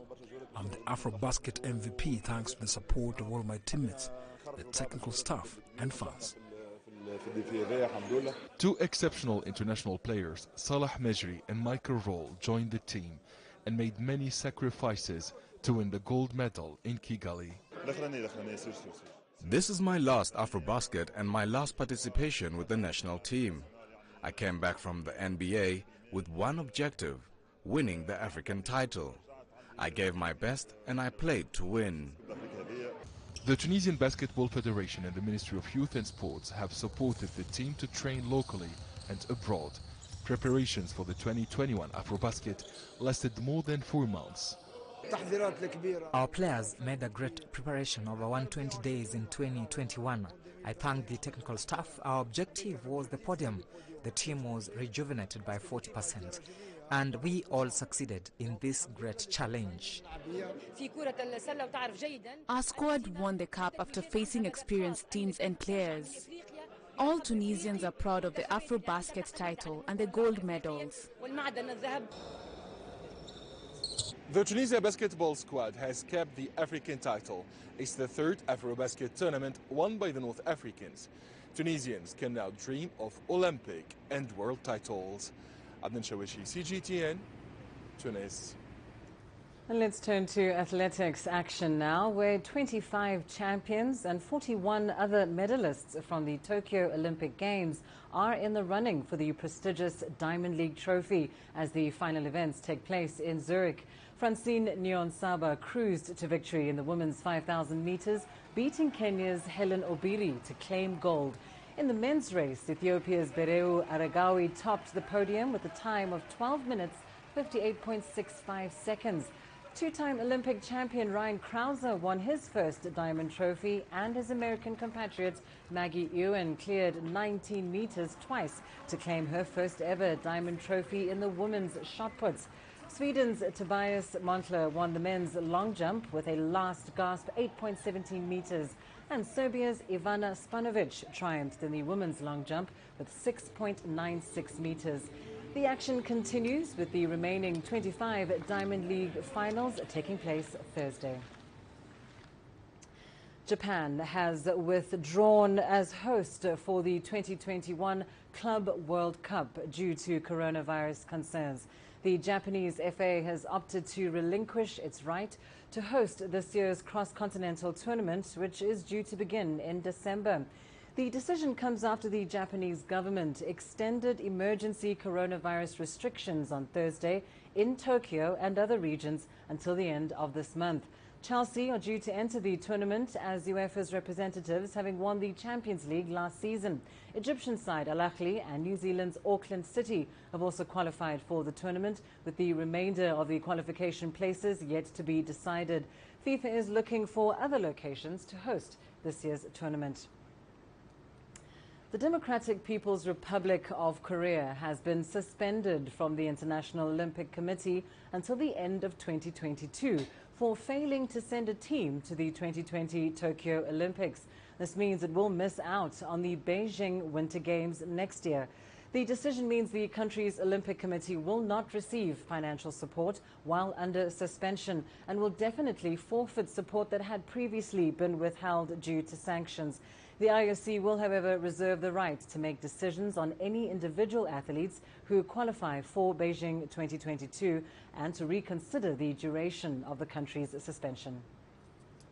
With regard to Tokyo, we also had to address the fact that the only National Olympic Committee which did not participate in the Olympic Games in Tokyo was the National Olympic Committee of the Democratic People's Republic of Korea.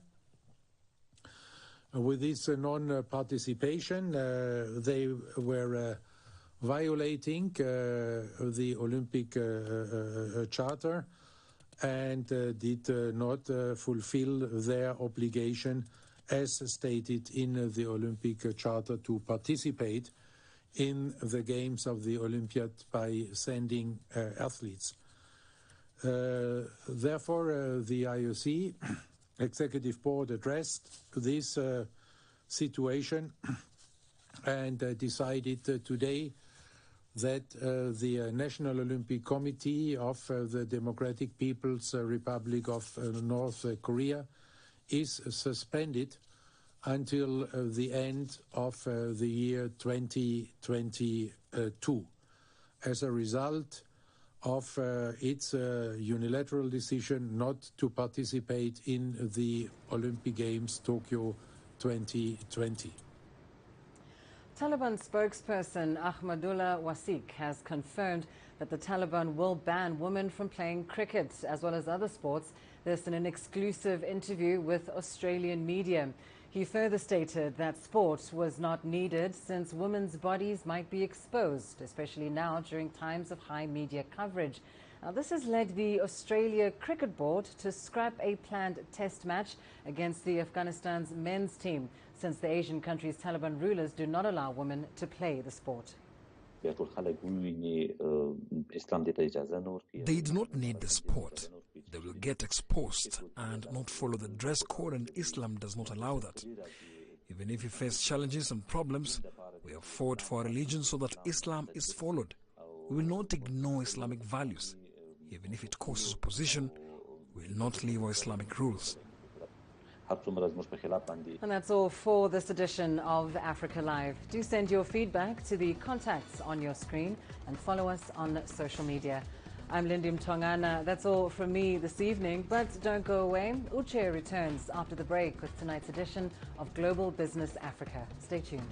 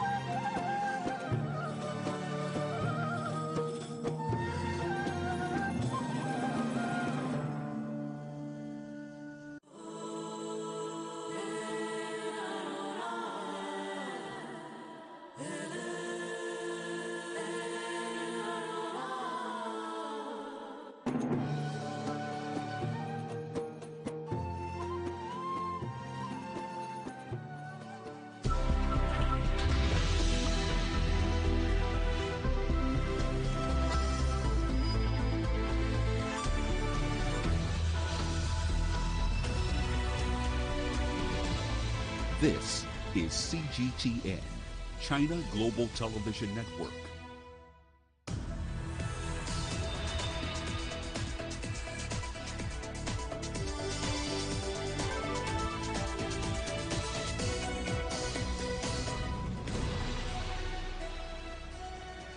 Hello there and welcome to Global Business Africa. We'll be giving you insight into Africa's business and financial markets. I'm Ucheo Koronkwo, coming to you from Kenya's capital, Nairobi. Let's start with a look at the markets. Now, world share markets slipped for a third straight day as China cracked down again on its big tech firms. MSCI's emerging market equity index lost 1% to hit its lowest level since the end of August, with Hong Kong stocks marking their worst day in 6 weeks as we saw those tech shares tumbling today. In South Africa, the JSE tumbled over 2%, with Naspers dragging the bourse lower. The stock was down almost 8% after Chinese officials told Tencent and other gaming companies to end their focus on profit in gaming. Now, also coming up on today's show, we bring you one of the leading voices of a greener agricultural revolution in Africa. Trade and the global fight against COVID-19 topped the agenda at this year's BRICS summit. And Ugandans go cashless as one of the ways to prevent the spread of the coronavirus. Now, the 13th BRICS summit opened on Thursday, bringing together the leaders of Brazil, Russia, India, China, and South Africa. The meeting is being held online for the second time because of the pandemic. Trade and the global fight against COVID-19 are some of the items being discussed. Chinese President Xi Jinping said China will donate another 100 million doses of vaccines to developing nations within this year. He also added that the bloc has become an important force on the global stage and it will continue to make progress as long as the 5 countries act together. Next year, China will take over as the chairman of BRICS, and we will host the 14th BRICS Summit. We look forward to working with our BRICS partners to deepen all areas of our cooperation and build a closer and more results-oriented partnership to meet our common challenges and create a better future. Meanwhile, South African President Cyril Ramaphosa is urging nations to ensure that they have equal access to COVID-19 vaccines, as well as diagnostics and therapeutics. Ramaphosa says this is the only way in which nations can respond to COVID-19 effectively.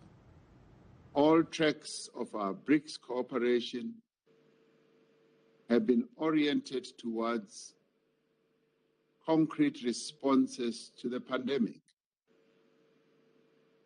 As the BRICS countries, we must continue to safeguard our people's lives and livelihoods.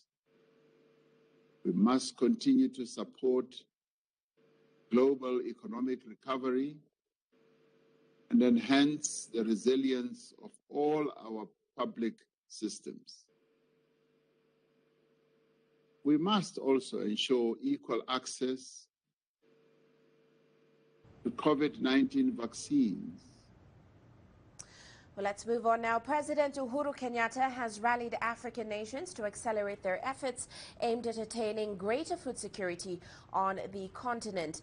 Now, the president says Kenya is committed to transforming its food systems by re-engineering the country's agriculture to leverage more on its large and vibrant youth population. He called on African leaders to prioritize initiatives that will cause inclusive agricultural transformation. Well, joining us now to give us her insights into Africa's agriculture sector is Dr. Agnes Kalibata. She's the president of the Alliance for a Green Revolution in Africa. Great to have you on the show with us today, Doctor.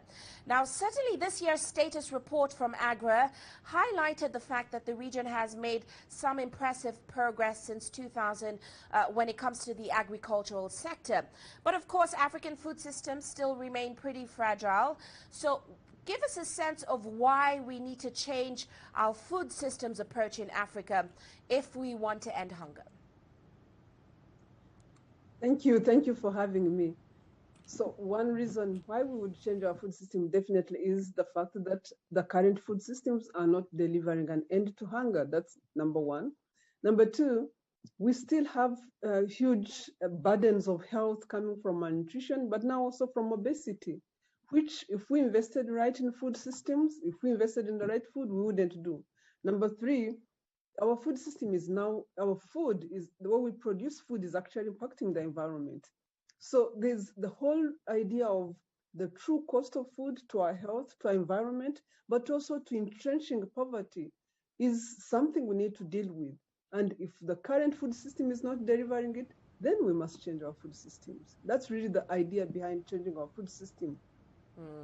Now, of course, we can't ignore the fact that COVID-19, that added another complex layer to other food security threats that Africa is facing, such as climate change and, of course, economic slowdowns and downturns. How much of a setback and an opportunity has this pandemic been? And what are some of the key pathways to agricultural recovery post-pandemic? So a setback, this pandemic has been huge. To the economy of most nations, nearly all nations around the world, but a lot to African nations.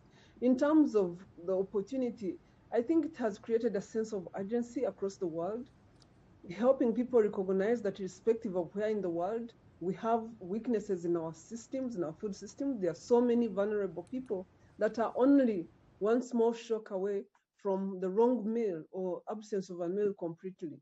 So the pandemic has woken us to the fact that we need to double down and start investing in our food systems. And in terms of pathways, there are a few things that we definitely must do. Ensuring that we are increasing productivity on this continent using technologies, good seed, good use of fertilizers so that farmers can increase productivity, ensuring that farmers have access to finance, but also taking advantage of technology, of the digital technology to reach farmers with or without COVID. We now have an opportunity to reach so many more farmers using the telephone, using digital systems that are now available to be able to take them services they would usually would not have had. So there are a number of pathways, but I think the most critical is that we take advantage of the technological opportunities that sit amidst us to build resilience. To ensure we are building resilience to climate change, but also to things like COVID-19. And certainly at this year's AGRA Summit, there were a lot of new approaches discussed, including an African approach. So tell us why the AGRF 2021 Summit is critical for Africa's agriculture going forward. So AGRF is always critical to Africa's agriculture because we use it as an opportunity to bring policymakers. Yesterday we had about 8 heads of state. We use it to bring private sector to talk about the intersection between policy, investments, and really action so that we can be able to deliver. This year, what makes a difference this year is that we are now looking at food from not an ending hunger perspective only, but we are looking at it from the nexus, the opportunity of being at crossroads. We are at crossroads from an environment perspective, we are at crossroads from a health perspective. This is a one in a lifetime opportunity for Africa to think about how it wants to really build its food system. And it's 2 weeks away from the Food System Summit. So we wanted to come together as Africa and think through some of the things that we think are most critical and most important to our continent that is part of showing up in the next 2 weeks in New York. So yes, it was an opportunity to really rally our effort, but also ensure that every African business politician understands the value and the essence of transforming our food system. Quite right. Well, many thanks, Doctor, for joining us on the show today and for those great insights. That, of course, is Dr. Agnes Kalibata. She is the president of the Alliance for a Green Revolution in Africa. Well, staying in the sector, the South African agricultural sector has had a good production and harvesting season. August tractor sales of 724 units were almost 56% more than the 465 units sold in August last year. Here's CGTN's Angelo Coppola with more on that story. Not only are tractor sales up, 14 combine harvesters were sold in August. And on a year-to-date basis, combine harvester sales are now 25% up on last year. And that's due to the good crop yields. South Africa is having one of the fantastic seasons in 2020-21 production season. Because now, I mean, that's like the second largest on record, around about just over 16 million tons. Farmers in the summer cropping areas have just had a good harvesting season, had a good production season. It's not quite a record maize crop, but it's one of the highest maize crops ever. The soybean crop, which is the second biggest crop, is the highest crop ever. And overall, commodity prices have been good. So the farmers' net income has been good. That net income growth has led to many farmers replacing their machinery. The tractor sales, is one of the important indicators, have been growing by double digits in South Africa since about mid-2020 coming into this year. It's important to have good equipment because a lot of the processes in agriculture are timeless. So they've taken the opportunity to replace equipment, not just tractors, but combine harvesters as well. Tractors and combine harvesters make up 75% of the monetary value of the new agricultural machinery market, which is estimated at $715 million, and most of it is imported. The prices have improved because of the stronger rand, but it's still a very, very competitive market. So everybody sharpens their pencils very, very carefully in accordance with what the rand value at which they brought in the machine was and is likely to be. The agricultural sector had a good season. Confidence is high, harvests are up, commodity prices have improved, and exports are solid with a $1.5 million agricultural trade surplus. I'm Angelo Coppola for CGTN in Johannesburg, South Africa.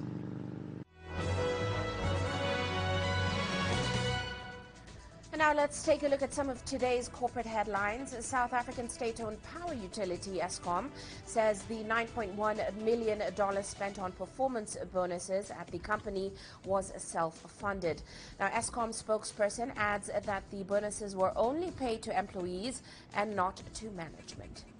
And a revival plan for Kenya Airways is awaiting approval by the Treasury amid hopes for improved fortunes in the medium term. Submitted by the UK consulting firm Steer Group, the plan proposes the most viable options of revamping the airline in the face of deepening financial losses and limited passenger numbers. And British airline EasyJet has rejected a takeover approach from rival Wizz Air and is now launching a $1.7 billion fundraiser to see it through a slow recovery. EasyJet plans to use the cash to strengthen its balance sheet and to seize opportunities that arise from an expected recovery in air travel. The airline's shares dropped 10% in early trading following news of the rejected bid. And U.S. car giant Ford Motor Company is set to stop manufacturing cars in India and shut down both of its plants in the country. Now, the company says it had run up operating losses of more than $2 billion over the past decade in India, and demand for new vehicles had weakened. Ford is the latest big car firm to leave India in recent years. Back in 2017, General Motors stopped making cars for the Indian market. And that's a look at our corporate headlines.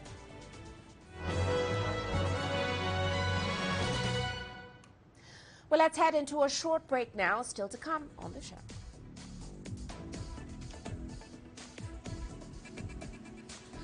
Africa's investment climate is still suffering from the effects of the pandemic, while business is booming at Tanzania's ports despite the COVID-19 disruptions.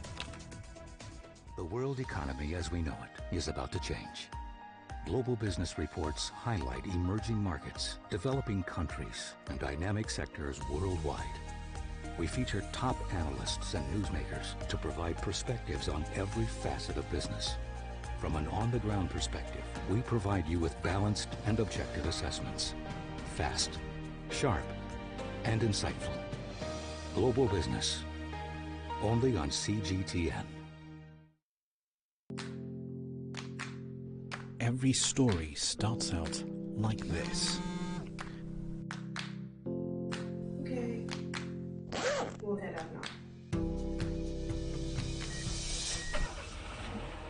beyond the rush of the numbers, there's always a more fundamental question. What happened? Who has been affected? When market-moving decisions are made, who's responsible and why? Let's get some reaction on ground. Joining us in Johannesburg is Sutra Nairo. Hello, Nairo. This is how whole stories begin. See how they end. Only on Global Business.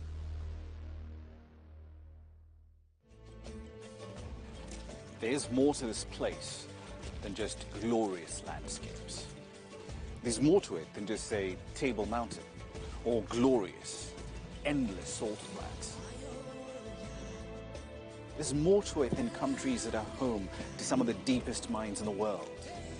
There is so much more to this place, even if it is home to some of the finest diamonds on the planet.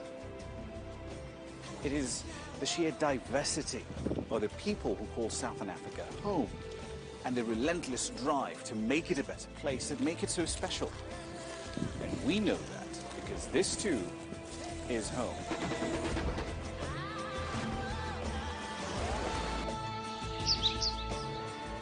No one knows Southern Africa like we do.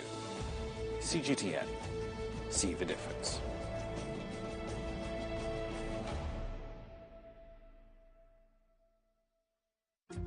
Africa is the nexus of enterprise, and Global Business will tell you why it matters. From the mega investment projects to multi-billion-dollar mergers and acquisitions. Africa today collects, just in terms of revenues from taxes alone, $545 billion a year. If you take 10% of that and you devote it to the energy sector, problem solved. All this on Global Business, weekdays at this time on CGTN.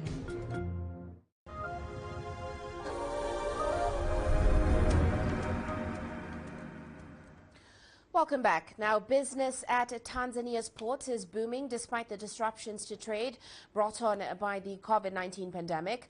The increased revenues are as a result of improved infrastructure and performance at the Dar es Salaam and Mtwara ports. Here's CGTN's Isaac Lukando with more. Tanzania's ports are performing well despite the COVID-19 pandemic. In the last 6 months, the country's ports handled 1 million more tons of cargo than it did in the same period last year, bringing in some $229 million. Eric Hamisi, the man tasked with overseeing Tanzania's ports, says not going into COVID lockdowns, improving infrastructure and overall efficiency is yielding double-digit growth in revenues. If you look at July 2020, and July 2021, that is almost 23% increase of throughput. So we are doing well, and August this year is going to be even better. Deepening of berths at the port of Dar es Salaam has enabled larger ships and volumes of cargo to come through. Players in the shipping industry say improvements at the port of Dar es Salaam have raised their business prospects. We used to bring ships here and they wait 1 to 4 days out anchorage waiting for berth. Now, almost ship is coming and berthing directly on average. If there is a delay, it will be in hours, not in days like it was in the past. Before the improvements, the World Bank estimated that shipping companies would lose around $252 million annually due to anchorage costs as a result of long delays. The bank believes that with improved efficiency, Tanzania's ports stand to contribute an additional 7% to the country's GDP. The port of Dar es Salaam is currently the largest of several ports in Tanzania, handling 95% of the country's international trade. An increase in the volume of cargo that passes through here not only benefits the country's economy, but also the 8 landlocked countries served by it. 17 million tons of cargo passed through the port of Dar es Salaam last year, and only 5 million of them were transit cargo going to neighboring countries. Authorities say there is room for improvement. We want to see the number going up, because that is, if you work out numbers, that is only 30% transit cargo. So this port is not for Dar es Salaam only, it's not for Tanzania only. This port is for the region. The Tanzania Ports Authority says $100 million is being invested in new equipment to further improve the capacity of ports in the country. It hopes this will help the country become the #1 port in Africa within the next 10 years. Isaac Lukando, CGTN, Dar es Salaam. And moving on now, 2020 was quite a tough year for Africa's investment space. According to the United Nations Conference on Trade and Development, foreign direct investment flows into Africa declined by 16% in 2020, and that was due to the pandemic. Now, the challenging environment affected all aspects of foreign investment. Greenfield project announcements, which is a measure of investor sentiment and future FDI trends, dropped by 62%. Cross-border mergers and acquisitions fell by 45%, while international project finance announcements, especially relevant for large infrastructure projects, plummeted by 74%. Well, experts have been projecting a weak investment recovery this year. And as we enter the second half of the year, I asked Renaissance Capital's head of research, Yvonne Mango, how investors are reassessing Africa's investment prospects this year. We have seen our fiscal balances deteriorate substantially, and we've seen debt levels spike. So you can imagine we're not as creditworthy as we were before the pandemic. So investors are having to be a lot more picky in terms of choosing investment destinations on the continent, but also African countries are having to seek more concessional financing in this environment.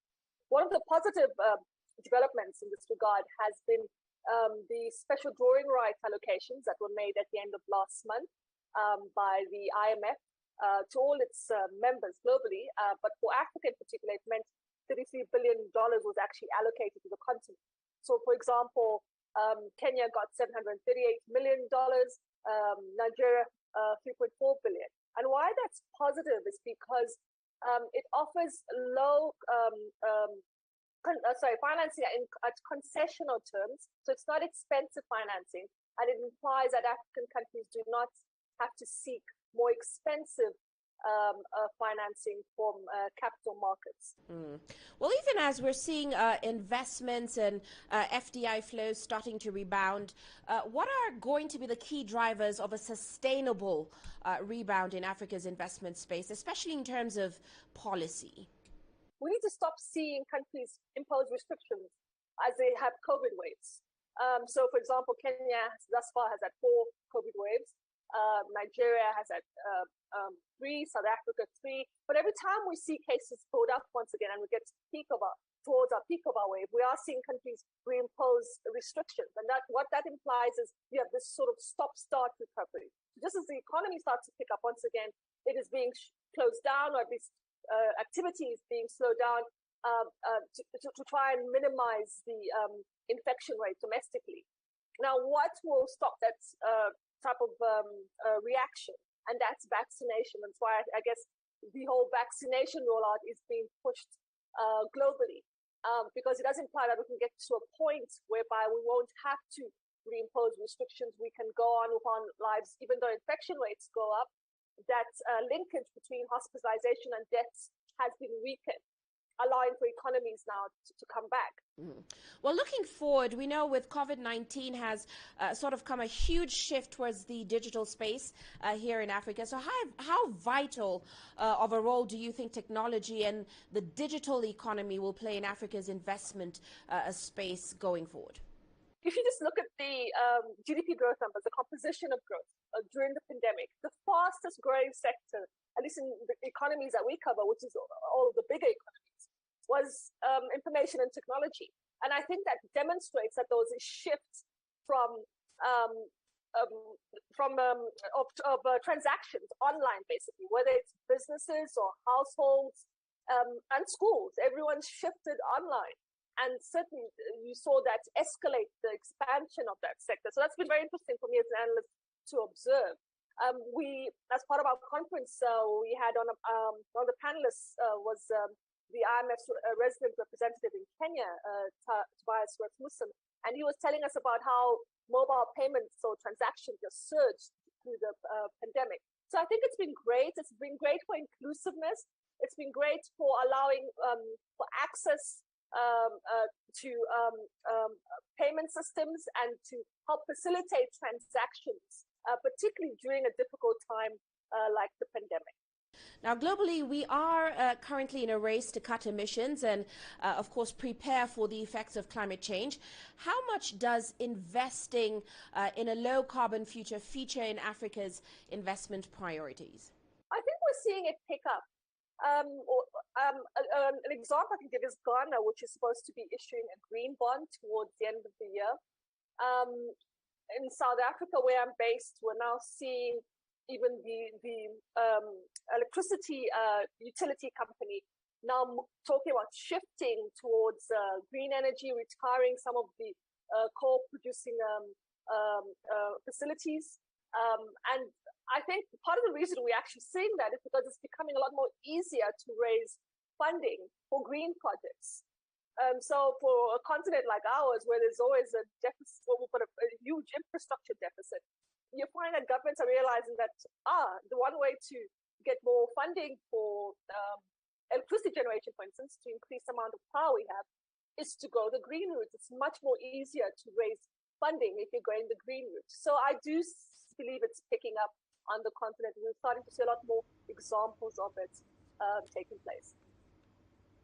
Yvonne Mango from Renaissance Capital there. Well, let's move on now. Plans are underway for Egypt to supply Lebanon with much-needed natural gas that will be piped via Jordan and Syria to ease a crippling power crisis. Now, the plan is all part of a multi-nation effort to address Lebanon's power shortages, using Egyptian gas to be supplied via an Arab pipeline that was established some 20 years ago. Here's CGTN's Yasser Akim reporting. Lebanon is living in the dark. The government is nearly bankrupt without enough foreign currency to buy fuel and natural gas to generate electricity, leaving vital sectors on the verge of collapse. Today we're having a double problem where it is the Lebanese authorities are not able to provide electricity. At the same time, the private generators are not able to provide electricity. So therefore, there are many hours where people are left without electricity at all. And therefore, this is having an impact on directly on the internet connection because it is cutting, and therefore people are being disconnected from the outside world. So we need like up to 4,000 megawatts today. At one point, they were generating like less than 1,000 megawatts, and this is why we were having these problems. Lebanese officials are trying to find the least costly solution to this problem. Neighboring Iraq has committed 1 million tons of fuel oil for 1 year. And now Egypt, being self-sufficient in natural gas, is ready to export its surplus to the Asian nation.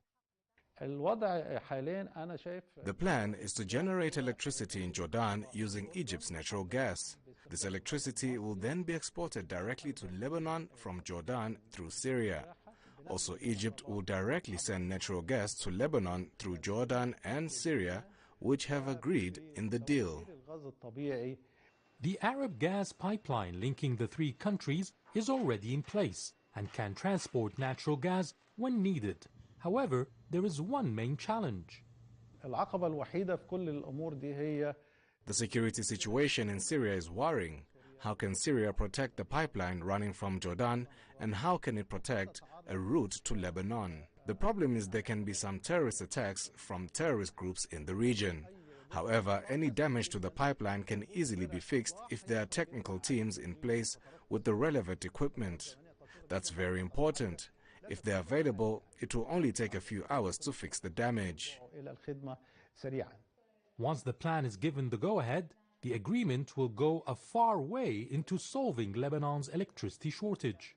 The plan is if the Iraqi fuel goes into several power plants, and the gas from Egypt to the Deir Ammar power plant, and then electricity directly through the grid to the Bekaa part. So therefore, you have then a possibility to increase the generation, and therefore that means that you will have electricity given definitely not 24 hours, but close to what we used to get before, like maybe 16, 17 hours. Lebanon has huge quantities of untapped natural gas reserves, but experts say solving Lebanon's energy crisis for good will not happen until there is a stable government with a clear economic policy and revenue to invest in this vital sector. Yes, Hakim for CGTN, Cairo. You're watching Global Business Africa. Let's take a short break now, but still coming up on the show.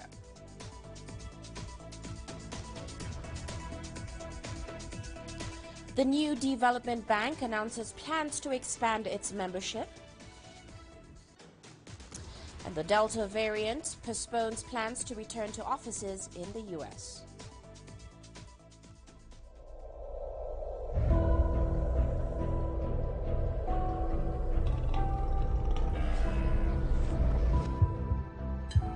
It's just taken me completely out of my depth, but at the same time it's exciting.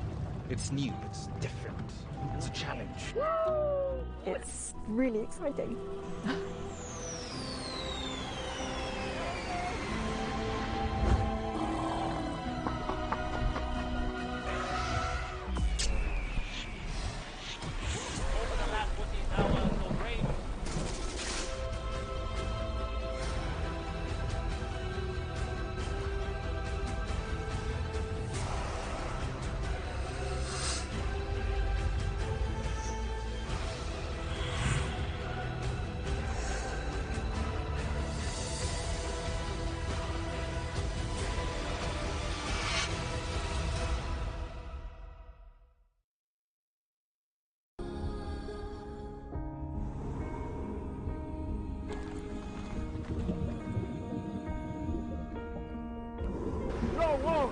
No one again began holding guns. Machine guns from police forces toward the protesters.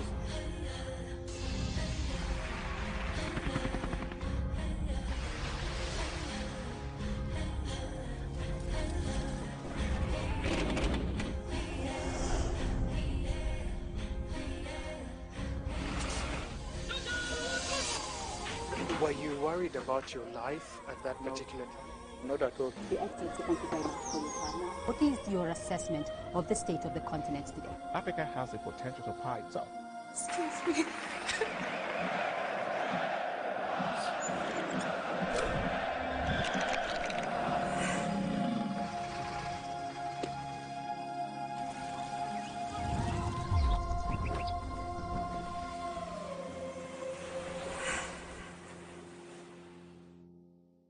Business in Africa is at a crossroads. We celebrate those who are adopting and thriving despite the challenges, from grassroots to big businesses. Global Business takes you along for the ride as we track the making of a giant. Only on CGTN.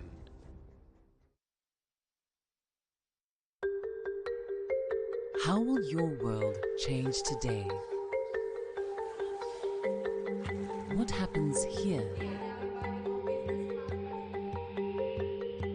What happens there? Or what do you make happen for yourself? If it matters to you, it matters to us too. Your stories are these stories that need to be told. Africa Live. Find your voice. I try to not let it affect me, but there are days when it does. I'm a human being, and to see patients in a hospital bed and their family members are not there, there's no one there to hold their hand, that human touch, you know?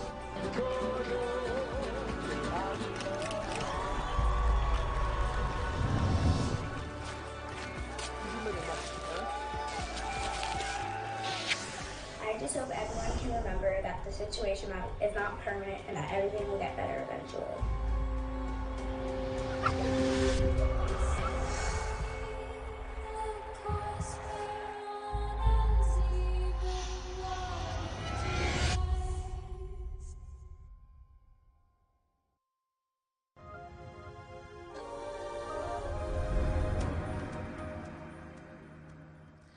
Well, Let's now turn to more news on the virtual BRICS summit that opened on Thursday. The new development bank, which was backed by the BRICS nations, has announced plans to welcome 3 new members.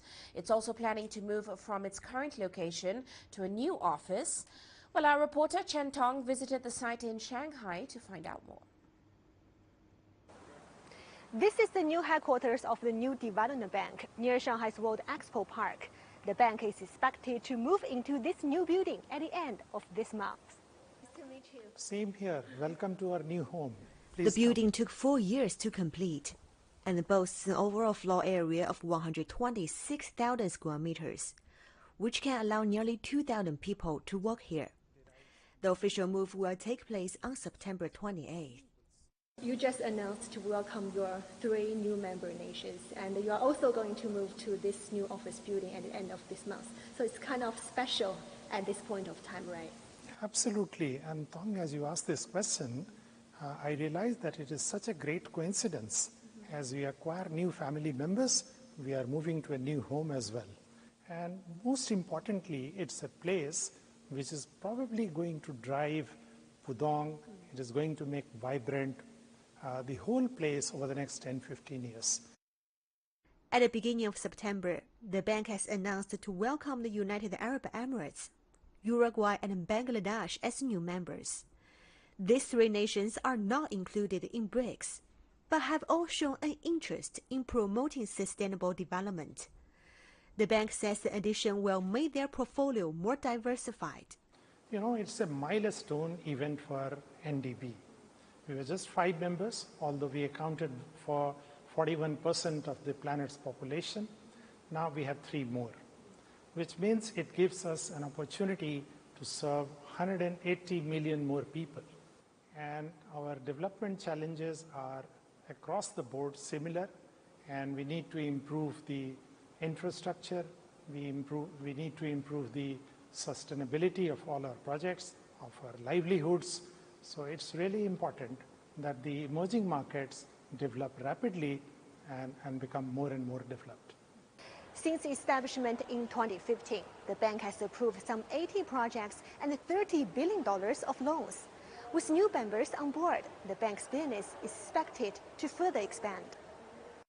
And sustainable projects are expected to become its major focus. Projects in areas like transport, water and sanitation, clean energy and digital infrastructure are within the scope of the bank. Chen Tong, CGTN, Shanghai. Now, Apple supplier Foxconn's factory in central China's Zhengzhou says it is starting mass recruitment to meet production needs before the new iPhone series launch in mid-September. Now, CGTN's Wang Mingjie explores the plant and speaks with an expert about the recruitment push. 200,000 workers, historically high bonuses. This is Zhengzhou Foxconn's new recruitment effort before the iPhone 13 launch. August has always been our peak period for recruitment. We are raising one-time bonuses for new candidates from around 9,800 yuan in July to over 10,000 to draw in more workers. Wang says thanks to support from the local government, the company has reached 2/3 across the province. With a mass recruitment continuing in China, Foxconn once planned to shift parts of its production to Vietnam and India to take advantage of their cheaper workforces. Labor skill and management in Southeast Asian countries is on the low side compared with China. China has a huge and complete industrial ecosystem which can offer strong support for giant companies. For Foxconn, this year's situation has been exacerbated as COVID-19 has caused raising labor and raw materials costs. Situations in Southeast Asian nations like India are not ideal in terms of COVID prevention and control, which has slowed down their forward pace on mass production, while China has sought a balance between its virus fight and work resumption. Professor Ma believes that the U.S. crackdown on Huawei has partially benefited Apple's market